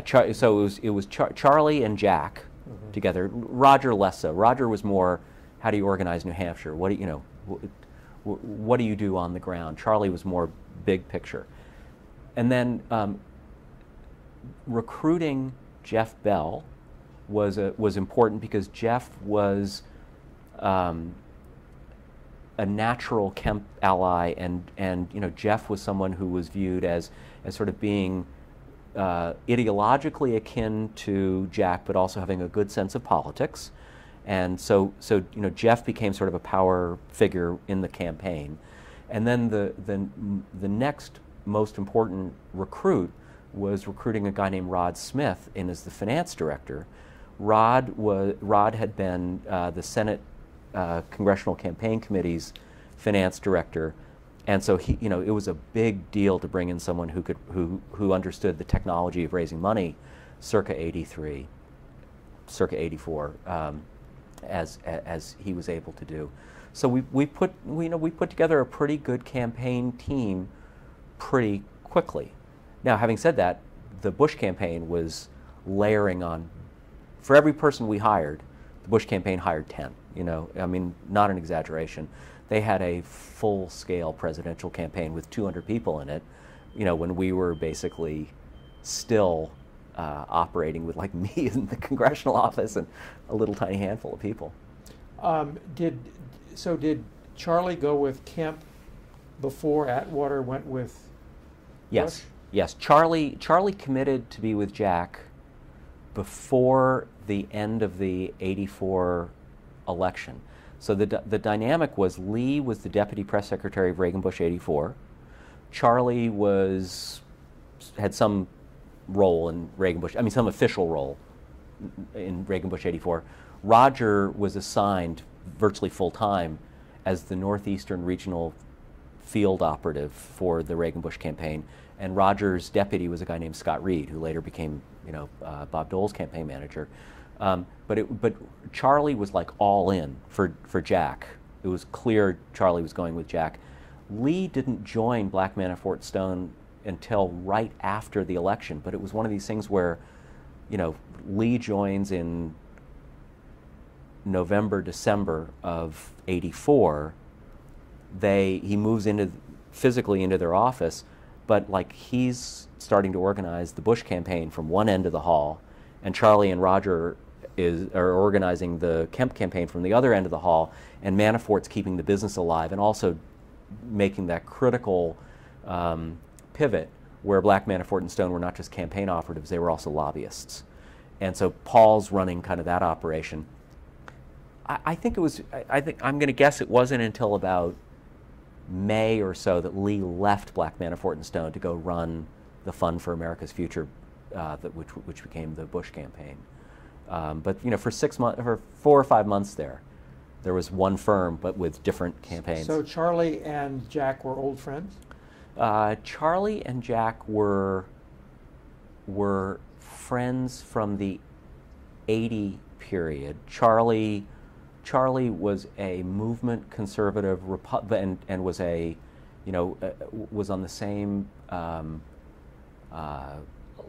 ramp in joining conservative politics that Roger Stone and Karl Rove and others were on, which was college Republicans to young Republicans to, whatever it was. So Charlie had official Republican Party bona fides, but he was also a campaign operative. And then Charlie also had an important base, which was North Carolina and Jesse Helms and the Congressional Club down there. And so, it was not Charlie's big breakthrough as an operative was when Ronald Reagan in 1980, basically following a bad early run, won the North Carolina primary and was off to the races as the nominee, and that was Charlie played a huge role in that. So the utility to Kemp of Charlie Black was he knew the entire national Republican apparatus. He had North Carolina as a base as well. And so what role did Vin Weber play? Vin was a member of Congress and an advisor, and he was sort of Jack's closest ally and advisor inside the Congress. I mean, Jack was friends with Newt Gingrich. They worked together. Trent was like the senior protective figure for Jack and helping Jack, but Vin was very much the younger guy, an operative, and also a member of Congress. And so it was Vin who was helping Jack also think through Iowa, Minnesota, and South Dakota. How did Ed Rollins come to join the gang? Ed came late, and he came late in part because I think he would have expected that, having been the campaign manager for Ronald Reagan's 49 state victory in '84, he would have been invited into the Bush campaign. I don't know this for a fact. I think Ed was a free agent, and at a certain point in '85, it was like the Bush campaign hasn't called me, and there was a reason the Bush campaign hadn't called him. It was because Lee was tired of being in Ed's shadow. Lee wanted to be the principal. So Lee was the campaign manager for George Bush. That didn't leave a lot of room for Ed. And so Ed came in as campaign chairman. So, Charlie, I forget who had what title, but Ed was the campaign chairman for Jack. But was he a full-time operative like Charlie was? No. No. I mean, Ed came out of '84. He'd never made any real money. I think he created his own business so that he could make some money. He signed up some clients. He had a number of clients who would pay him, Japanese industrial companies who would pay him a lot of money just to say what's going on in American politics. And he cashed in at that point. But I think he still also felt I should play a role in the '88 campaign, and the welcoming place, the place that welcomed him, was the Kemp campaign. Mm-hmm. Now, he also liked Jack, and he played an important role in terms of adding credibility and viability to Jack. At a critical moment when he came in, helped reach out to for some of the early ads that we were going to make and things like that. Still, the day-to-day guy who was running things was Charlie. There were a lot of stories that I read where Rollins was always saying, Jack's got to do this, Jack's got to do that. I mean, it seems not helpful, frankly. Yeah. Well, I love Ed, and Ed over time has been very, very good to me. And the record should show that when, after the '88 campaign was over, and the Bush team, including the First Lady of the United States, basically signaled to everybody in the Republican Party, John Buckley is public enemy number one. He should never work in this town again. Guy Vanderjagt went to Ed Rollins and said, "Would you run the National Republican Congressional Committee?" And Ed said, "Yes, but I need to bring in John Buckley as my communicator." So Ed, at a moment when I was in the wilderness, Ed brought me in. So I love Ed and I'm grateful. But Ed is the opposite of a spin doctor. It's like Ed has had a permanent shot of sodium pentothal, so that if you look at his entire career, one of the things that he's always doing is, if the spin is Michelle Bachmann's doing fine and she's going to do better, Ed says, boy, if she doesn't win this straw poll, she's dead. And so he was always very honest in what he would say, but to a fault. And he was unhelpful to us in the campaign, because he was always saying, yeah, he was always saying publicly what of course we were saying privately, which is, yeah, Jack's got to quit going on about the gold standard and give an 18-minute speech and, you know, woo people and get out with everybody happy. Ben Elliott, how was that a coup? That was a really big coup. It was a coup because Ben was more associated with the words that Ronald Reagan spoke than any other individual. You know, Tony Dolan was a very important speechwriter, and you know, over time, Peggy Noonan and Peter Robinson and you know others have become famous. But the person who the cognoscenti in the Republican Party knew was the soul of Ronald Reagan, the person who could channel Ronald Reagan through the words that were given to him, was Ben. And so Ben came to Jack for all the right reasons. He saw him as the leader. I think, you know, Michelle Van Cleve and Ben had been close, and I think she worked him, you know, but he did what we thought was, you know, an incredibly brave thing to do. He like left being chief White House speechwriter, or whatever the title, whatever his, yeah, he was the chief. He left being chief White House speechwriter to come into the campaign and write Jack's speeches, and of course was instantly frustrated because Jack would not read the speeches that Ben would give him. Now, Jack's declaration of candidacy in March of '87, that was a Ben Elliott speech, and Jack would read that. You know, that was something where he understood you can't ad-lib this one. But Ben, for every sentence that Jack delivered from what Ben had written, there were 48-minute speeches that were delivered that had nothing in them from what Ben had given him. Did Ben stay through to the end? Yeah. Frustrated though he was. Yeah, but he has this delightful personality where speech, you know, some speechwriters understand that speechwriting is an unnatural act to put words in somebody else's mouth, and that ultimately they've got to decide what they're going to say. So Ben had a thicker skin even as he suffered, you know. And Frank Cannon? Frank Cannon, I believe, was a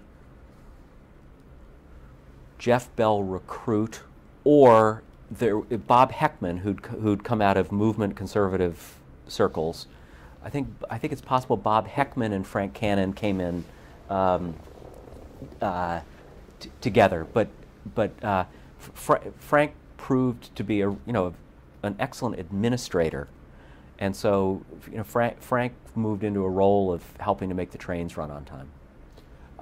One fascinating thing that I noticed in that first speech, that announcement speech, is that Jack Kemp refers to the Democratic Party as the Democratic Party, not the Democrat Party. Right. And was that common? I mean, did Jack? No, it wasn't common. It wasn't common for Republicans. Right. But was it common for Jack? Yeah, Jack. Remember, you have to remember, Jack came from Erie County, New York, a machine Democratic county. He couldn't get elected if he was taking these kind of little cheap shots at Democrats. And so, you know, to refer to the Democrat Party when that's not the way Democrats referred to themselves, to Jack would have been, you just don't do that. And so there were a lot of things that Jack did. Did you ever talk to him about that? I don't think I had to. I mean, I think it was just, this was one of the things that was important to Jack, was to treat everybody with respect. Now, in that CPAC speech, actually it was January '86 when he called for Schultz to be replaced. He said that either Gene Kirkpatrick or Don Rumsfeld should take his place. Then Gene Kirkpatrick doesn't endorse him. No. Was that a big disappointment to the campaign? Yeah, it was viewed as just, it was viewed as her as a self-interested person who didn't respond the way she should have responded. You know, there was like personal ire directed towards her. She showed up at a fundraiser. She was like a draw at a public fundraiser, but she would not go the full way and endorse Jack. But they patched it up and formed Empower America together. Yeah, eventually. and it was like one of these things where, you know, a lot of rolling of eyes by Kemp people because she was not there when he needed her. And she ultimately endorsed Bob Dole, for Right. heaven's sakes, even though he wasn't going to win. Right, right. It was ridiculous. The time she finally decided to play politics, she also, you know, she bet on the wrong horse. Yeah. And so, were there any other disappointments of people who presumably should have endorsed Jack who didn't? I don't really think so. I think there was an understanding by Jack and Joanne that it took guts for people to not endorse the sitting vice president of the United States. For professional politicians, you know, and others, it was like a victory if Senator X was neutral as opposed to endorsing Bush. And you know, the core, I think Jack had 35 House members who endorsed him. That was pretty good considering he was an upstart. Not the New York delegation. Not the New York delegation. No, but the New York delegation were all, you know, either liberal Republicans, Sherry Boehlert, or sort of Republican establishment. You know, the Amo Houghtons and the like. They all love Jack. You know, love you, Jack. But you know, I got to be with. You know, I went to Yale with George Bush. You know. Now, there's some weird people who were movement people, but did create the impression that there was something kooky about the Kemp campaign. Yeah. Richard Viguerie, Yep. Tim LaHaye, Yep. Phyllis Schlafly. Yep. And how did you manage them, or were they just attracted to Jack? Don't forget Beverly LaHaye. You know what that was the people who people came in for different reasons, but there were a group of evangelicals who wanted to endorse Jack because they couldn't stand Pat Robertson. So Tim and Beverly LaHaye, you know, that was as much against Pat Robertson as it was pro Jack. Schlafly, you know, Viguerie was the parallel hierarchical sensibility of the conservative movement to the Republican hierarchical sensibility. As far as Richard Viguerie was concerned, the next person in line was Jack, right? Because he was not George Bush, Jack. And so, you know, God bless them all for having done what they did.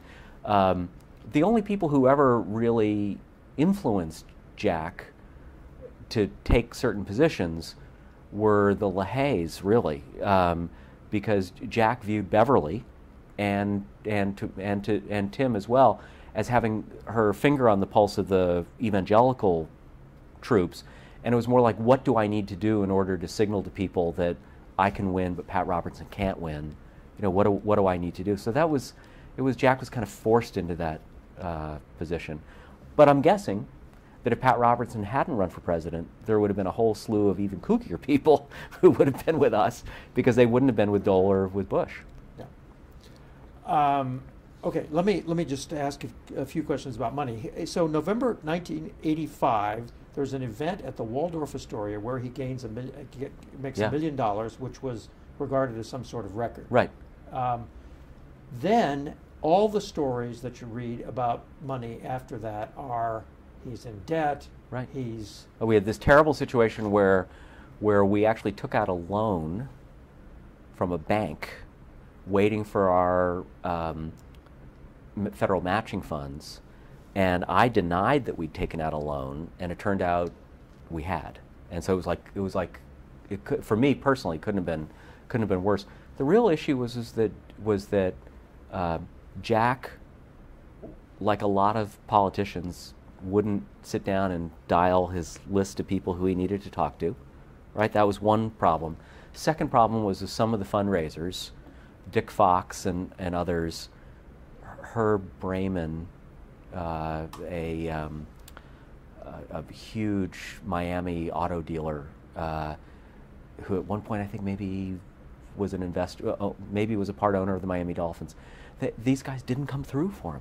You know, now a lot of it, give credit where it's due, the Bush campaign was relentless. They really, you know, and Bush Bush would call any list put in front of him.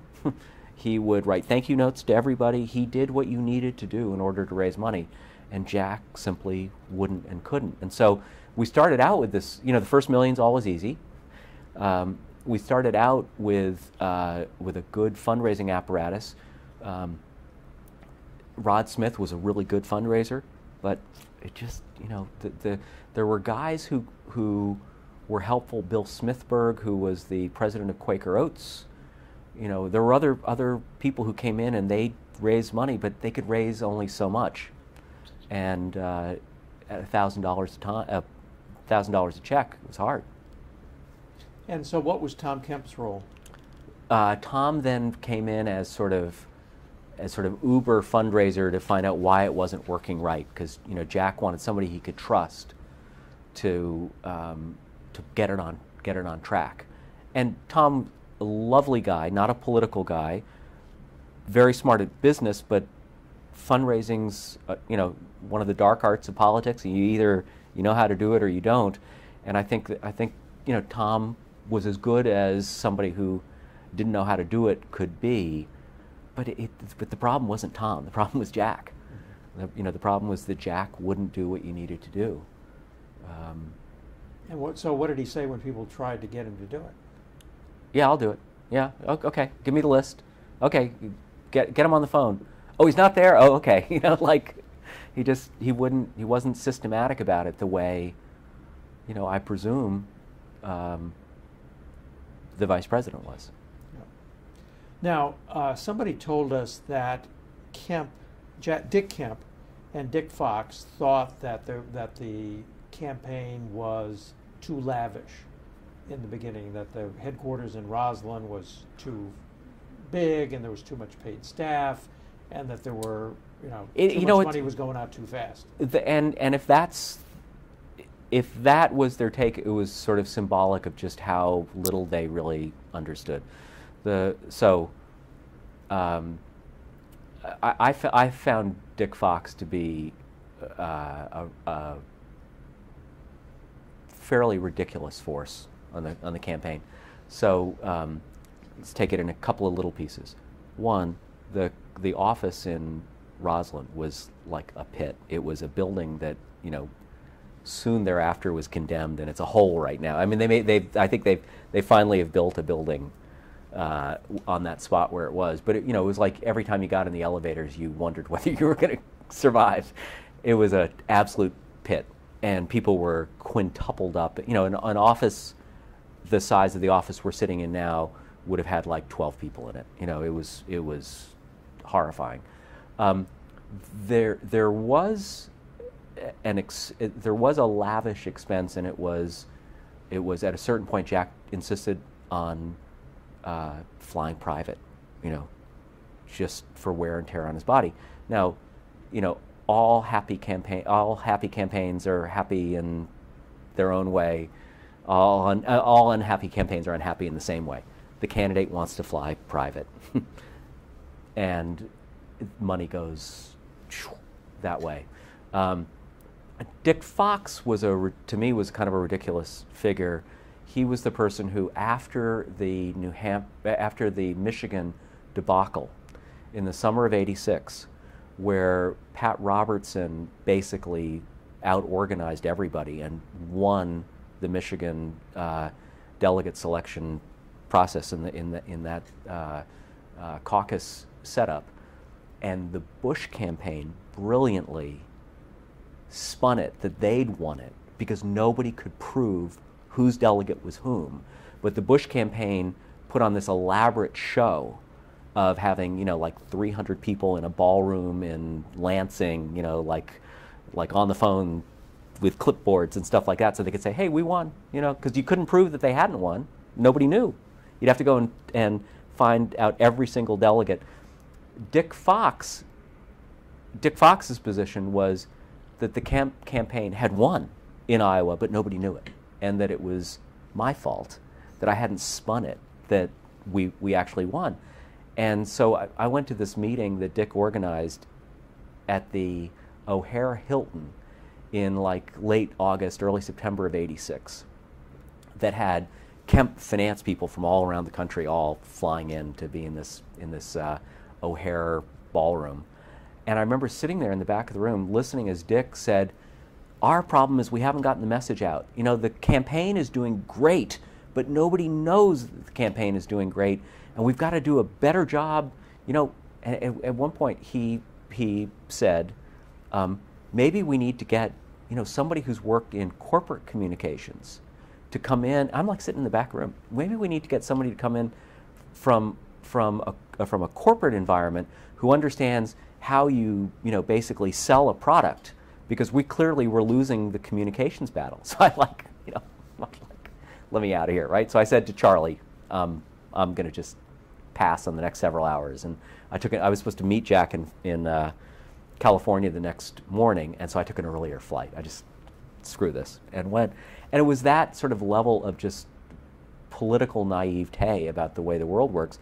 The reason why Jack didn't get credit for winning in Michigan was because he didn't win in Michigan, and we didn't even have the ability to basically spin it that we did win, you know.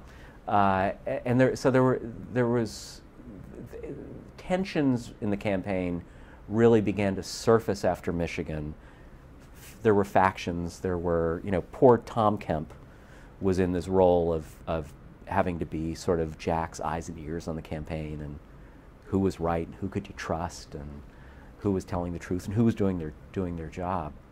And you know, from my standpoint, I was working 7 days a week, month after month after month, flying hither and yon with Jack, and I sort of tried to just concentrate on how do we win the spin battle of the day. Yeah. So what were the factions then after Michigan? I'm rusty on the timing of when, like, John Maxwell and his little group got pushed out, but they were pushed out, I think, I'm going to say by the beginning of '87. They were out. There were some factions among the fundraisers that I didn't really have a window into, but there was an effort for there to be a Ed versus Charlie battle, you know, with the argument by Dick Fox, you know, because Ed would listen to anybody and talk to anybody. He would suffer fools, you know, whereas Charlie wouldn't so much. There was an effort basically to squeeze Charlie out, as Charlie, things aren't going right, so therefore it must be Charlie's problem. My recollection is that no matter what Ed said publicly that was unhelpful, privately he was incredibly helpful, and he wouldn't allow there to be sufficient daylight between him and Charlie. It may have, you know, there may have been tensions between them, but ultimately Ed and Charlie ultimately were sufficiently aligned that things didn't break down. Okay. Let's stop for a second. So you said in the staff debate that after Michigan, you thought that Kemp was not really running to be president. He was running to get his message across. Did he ever say that, or how could you tell? No. Jack would never have been a bad enough leader to have signaled to people it's not worth it. You know, he was always signaling, but he did things that made it clear that he wasn't going to do, quote, whatever it takes to get elected president. He was going to run a campaign the way he wanted to run it. Now, the principal grounds on which that was played out was not being willing to attack George Bush. He was willing to attack George Shultz. He was willing to, you know, to attack ideas, but he was not willing to go and say George Bush will be a terrible nominee for our party because he's not the real heir to Ronald Reagan. He wouldn't do it. Okay. At the 88, were you at the 88 convention? I was at the 88 convention as an employee of CBS News. So were you witness to the Veep, the Jack Kemp for Veep goings on? I was witness as an observer, but I was also, you know, I was in a more of a journalistic role. But clearly, you know, my counterpart at CBS. My Democratic counterpart from the Biden campaign, Tom Donilon, like fled to the Dukakis campaign the moment he got invited, right? So I knew, you know, if Jack had become the Veep, I would have left CBS like that to go help him. And in fact, the first day of the convention, or before the convention actually began, maybe that Saturday or Sunday, I ran into Stu Spencer, who said, you know, I need to talk to you. And I said, sure. He said, if Jack gets, I think Jack's going to be the Veep, and if Jack is the Veep, you know, they've asked me to run the vice presidential operation. Can I count on you? And I said, in a heartbeat. You know, just here's my pager number, or whatever it was that people used in 1988. Said, just track me down, and I'm there. But my recollection was that Quayle was announced like Monday of the convention week. It was early in the, like they took the drama out of it pretty early when Bush arrived with Quayle. That's how he got there. Right. Yeah. Okay, so what was your relationship like after '88 in the HUD days? For example, you were at Fannie Mae for part of it, anyway. Yeah, I was persona non grata, so that even if Jack had wanted to bring me into HUD, and even if I'd wanted to go, it couldn't have happened. The person who actually wanted to hire me in the late winter of '88 was Dick Darman, and I met with Darman, and Darman, you know, I need somebody to be my head of communications at OMB, and so I was told by him basically, I'm gonna get you in there, and I got a phone call from John Rogers, who was a Baker aide then, and is he's the senior partner for external activities for Goldman Sachs today. I got this phone call from John Rogers saying, Dick Darman was taken aside at a White House Christmas party last night by the First Lady, who said to him, I hear you're playing footsie with John Buckley, and you should just know that your position is not so solid with the president or with me that you should make that kind of mistake. And just to finish that thought, I got a phone call from my Aunt Ann, who was the wife of former Senator James Buckley, who had grown up in Rye, New York with Barbara Pierce, and was, you know, she's a little younger than Barbara Bush, but they were good friends. And she'd gone to the same Christmas party, and Barbara Pierce had said to her, you know, Anne, we love your nephew Christopher Buckley, but we hate your nephew John Buckley. So I got these like back-to-back phone calls, you know. So it's like, ooh, I think I may be unemployed in Washington for a while. But I went to work for Ed at the NRCC. I worked at the NRCC. I had cordial relations with Jack, but not a lot of contact with him. And then in October of 1990. Being incredibly disillusioned with Republican politics and the White House, and having had a situation in which we helped Newt Gingrich become the whip, and Newt turned around and leaked to National Review a story of what a disaster Ed Rollins and the NRCC were, which I just thought was like, I'm not going to work here and get stabbed in the back. I was asked by Jim Lake to come work for his firm. So I jumped in and worked for Robinson, Lake, Lehrer, Montgomery, and then in the fall of '91, went to work at Fannie Mae. So I had very little contact with Jack between March of '88 and October of '91, and then when I went to work at Fannie Mae, obviously it was, you know, back in that sphere, and I went to visit him. I went and had lunch with him once in that interim period at HUD. We had a lovely lunch. It was very, very nice, you know. But he was busy, and I was not germane to what he was interested in at that time. I'm not saying he was anything less than gracious, but it was just there was nothing I could do for him. Okay, so in 1996, you're communications director for the Dole campaign. Yeah. How did Dole, given the history with Jack Kemp, come to pick Jack Kemp as his vice president? It was an amazing thing. I mean, he would always tease Scott Reed and say, "Talk to the quarterback lately?" Yeah, it's like, it's the what's the quarterback thinking? And Jack was like always on Dole's radar. But the people who were being checked out more seriously, we thought, were people like Christy Whitman, at one point Frank Keating, the governor of Oklahoma, some other senators. But no matter whose trial balloon was being floated, no matter who John King at the AP was saying they're looking at so and so, no matter who. Weren't you leaking those stories? No, there were two things that I was told would absolutely piss Dole off, would be if I leaned into any vice presidential story. I knocked down one. There was a story that I think Bob Novak was working on, or broke, or something, I can't remember, that Dole was looking at Elizabeth Dole. It was testing whether or not he could run constitutionally with Elizabeth Dole as the vice presidential nominee.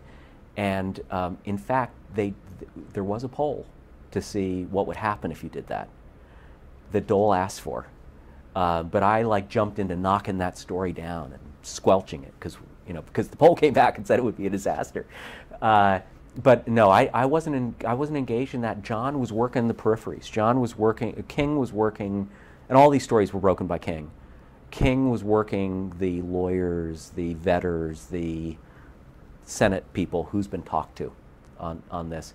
But Jack was always alive throughout that. There was never a point where he wasn't alive.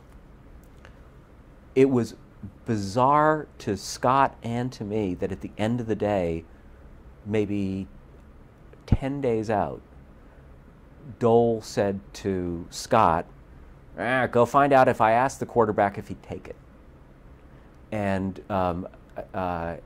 there was a day when, so Scott talked to Jack, and Jack said, if he asked me, I would take it. Phone call? A phone call from Scott to Jack. And then the assignment came to Jack, it came to Scott from Dole. I've had the vetters talk to Jack about anything that might be problematic in his past, but that's not good enough for me. You and Buckley need to go and sit down with Jack and look him in the eye and say to him, is there anything that's going to blow up if I choose you as the nominee? So at this point, we were in Veep craziness with cameras around our crappy headquarters up near the CNN offices on Capitol Hill. And Scott and I had to get into a Suburban, and we had to like he laid down in the back seat and I laid down in the far back, and the Suburban, the door went up in the garage, and we went past all the cameras trying to look in, and we had this secret meeting with Jack in the garage of the Keybridge Marriott in a camper. It was like a camping van or something like that, and we sat down with him in it and talked and looked him in the eye and said, is there anything that would be problematical to Bob Dole if you were on the ticket? And Jack looked us in the eye and said no.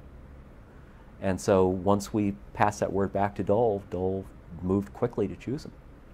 So did Dole have any doubts about anything in particular? Dole, there had always been rumors about Jack having had girlfriends. This was something that had come up in different news stories. And so, Bob Dole, as a smart Washingtonian, was right to ask. And the answer that we were able to deliver back to Bob Dole was that there is nothing there that will be a problem. And it turned out to be the case. And there was never any Oppo research done by the other side that turned up anything that you ever heard of? There was never anything that came from the. Remember, this was a story that the Clinton campaign might not have been the first to want to get going, for a lot of reasons, but there was never anything that broke In fact, the most serious thing that we had to deal with on that front, the most serious, was a Bob Woodward story about Bob Dole having had an affair prior to when he was granted his divorce, like 20 years earlier, and that took like Nelson Warfield, the campaign press secretary, going and sitting down with Len Downey and people and saying, basically, come on, this is ridiculous. You're going after Bob Dole for something that might or might not have happened 20 years ago. But there was nothing that ever came up with Kemp. I met Jack and Joanne at a hotel in a little tiny town near Russell, Kansas, before it was announced, the day we flew them in secretly, and sat down with them in the hotel and just went through how to handle any questions if ever they were asked that they were uncomfortable with. What were the ways to get yourself out of it? And they like what? For each of them to say, there are no secrets in the Kemp campaign. Jack and I, Joanne and I, have a strong marriage, and there are no questions about our marriage that we're going to answer, except just to tell you that we have a strong and abiding marriage, and love each other very much, and it's a marriage with no secrets. And and they never had to use it. They never actually had to use it. You said in the staff briefing that Scott Reed and Jack Kemp were your only friends in the campaign. Why did you say that? Because I was the Dole campaign was a campaign that had layers of people who had different relationships with Dole from different times. I was never viewed as Dole's person. I was always viewed as Scott's person. And I mean, that was a little bit of an exaggeration, and there were people on the speech writing team who were my friends and stuff like that. But the reality was I never felt particularly comfortable in the Dole campaign, because Dole never signaled that he liked me all that much, and I worked with him quite closely, especially like on his convention speech and things like that. But there was a feeling there that everybody was out for themselves in the Dole campaign, and once it became clear that Dole wasn't going to win, it was really like sharp elbows and everybody out for themselves. And so, like, the only people I actually genuinely liked and wanted to be with and help were Jack and Scott. And poor Jack was in this miserable position on the campaign trail, where he was continually being asked to do exactly the one thing that he isn't any good at, which was attack. That now part of it is that's the role of the vice president, but it was like one of these things where they were asking him every single day, go do the one thing that you're bad at. And he didn't do it? Couldn't do it. He could do it on, he could attack policy positions more on foreign policy than anything else. But it was a painful disaster for him, I think, all the way So what through. was he being asked to do exactly? I mean, and who was transmitting the command? Well, some of it was directly from Dole. Dole saying,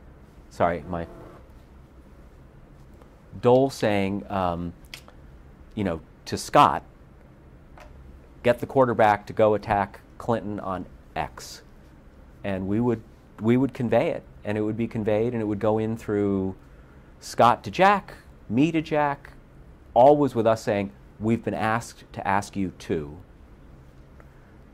But then there were other people like Wayne Berman, who was on the campaign, who was on the Kemp plane, who were delivery people of these kinds of messages as well. Berman was the Dole appointee to mine Jack. Yes, and then Jack got Ed Fulner recruited, sort of as a counterweight. I want Ed there. The only thing that everybody was unified on, except Jack, was we all wanted to keep Jude away from him, because Jude was just considered to be too, by this point, 96, was considered to be just too unstable a personality. But I'm sure they still talked by phone. Ed Fulner said that they had to keep a cell phone away from Jack because Winniski would call. Right.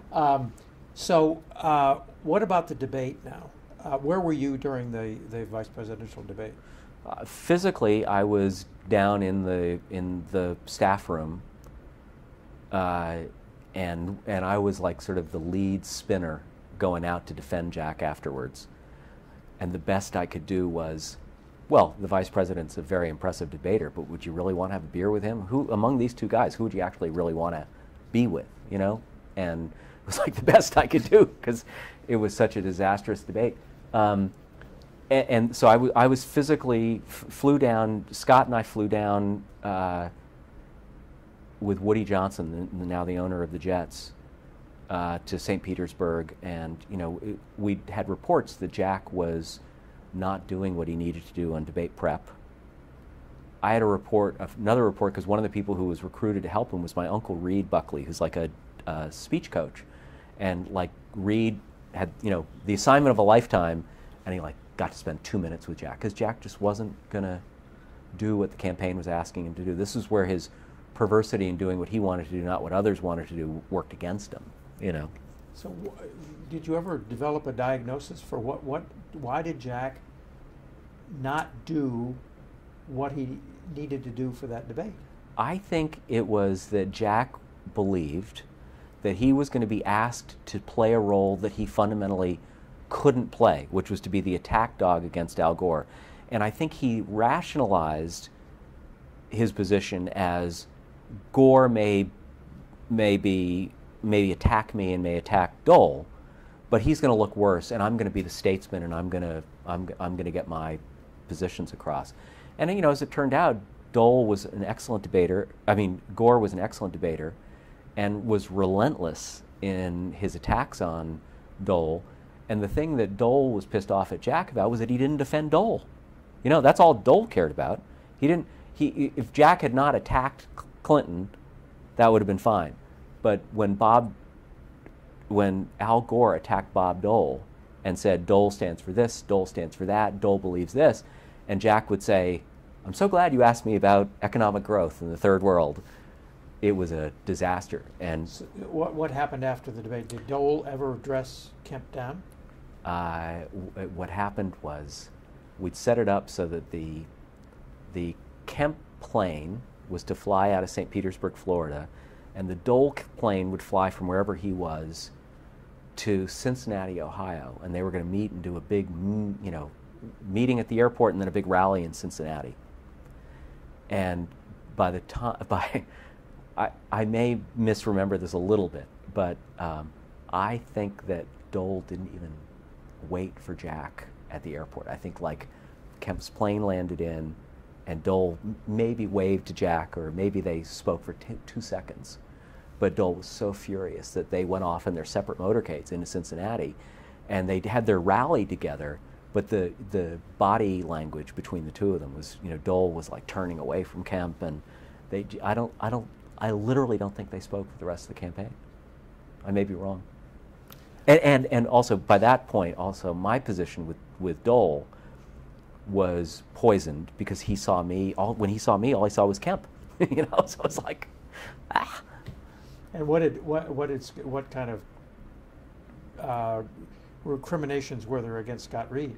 Scott was in this position of taking it from Dole. What had Scott Reed done during the '88 campaign? He was our northeastern guy, right? Or did he do Iowa? He did Iowa. That's what it was. He did Iowa. He was our Iowa guy. That's right. Yeah. And so that was a disaster too. But nonetheless, Scott Reed ended up being chief of staff at HUD. So they must have bonded. Well, the problem in Iowa was not Scott. The problem in Iowa was Pat Robertson on the one hand, Bob Dole on the other hand, John Maxwell. It just never, and Jack's message. So post '96, what kind of contact did you have with Jack? We would stay in touch. We were periodically in touch. We had lunch once a year, then maybe once every 2 years. So not a lot of contact with him. It was always cordial and always nice. But you'd been his sidekick I know, yeah. So what, I mean, did he have an intimacy problem? I mean, or a friendship problem? I mean, was it your problem? He was like a lot of politicians. He did with staff view you only in the context of staff, and so after '96 there was nothing I could do for him, so there was no real effort on his part for us to be friends, which I completely understand. Also, I was pretty busy '96 on with Fannie Mae and then with AOL. So we stayed in touch, but I didn't really make an effort. He didn't really make an effort, which I obviously regret, because who knew he would die young? Yeah. Did he have any really, really good friends? Yes, he did. Who were his really, really good friends? Vin Weber would be, I would put in the category of being a really good friend. There was a guy named Barney Skladany who was a tennis partner of his. Barney was like a lobbyist for ExxonMobil or something, but he basically, his relationship with Jack was his tennis partner. But tennis was pretty important to Jack while his knees were good, and so that was an important friendship. And then he had sort of a slew of intellectual friends, Michael Novak and people like that. So he didn't have a problem with friendship. What he did have a problem with was concentration. Like he was, Empower America was a situation where I think he just bounced around so much. If he didn't have like a task at hand, he would just bounce around to 1,000 different things. Okay. So. Anything you haven't said that you desperately want to say? No. I've talked way too much. I hope this was helpful. It was enormously helpful. Thank you very much. You're welcome. You're welcome.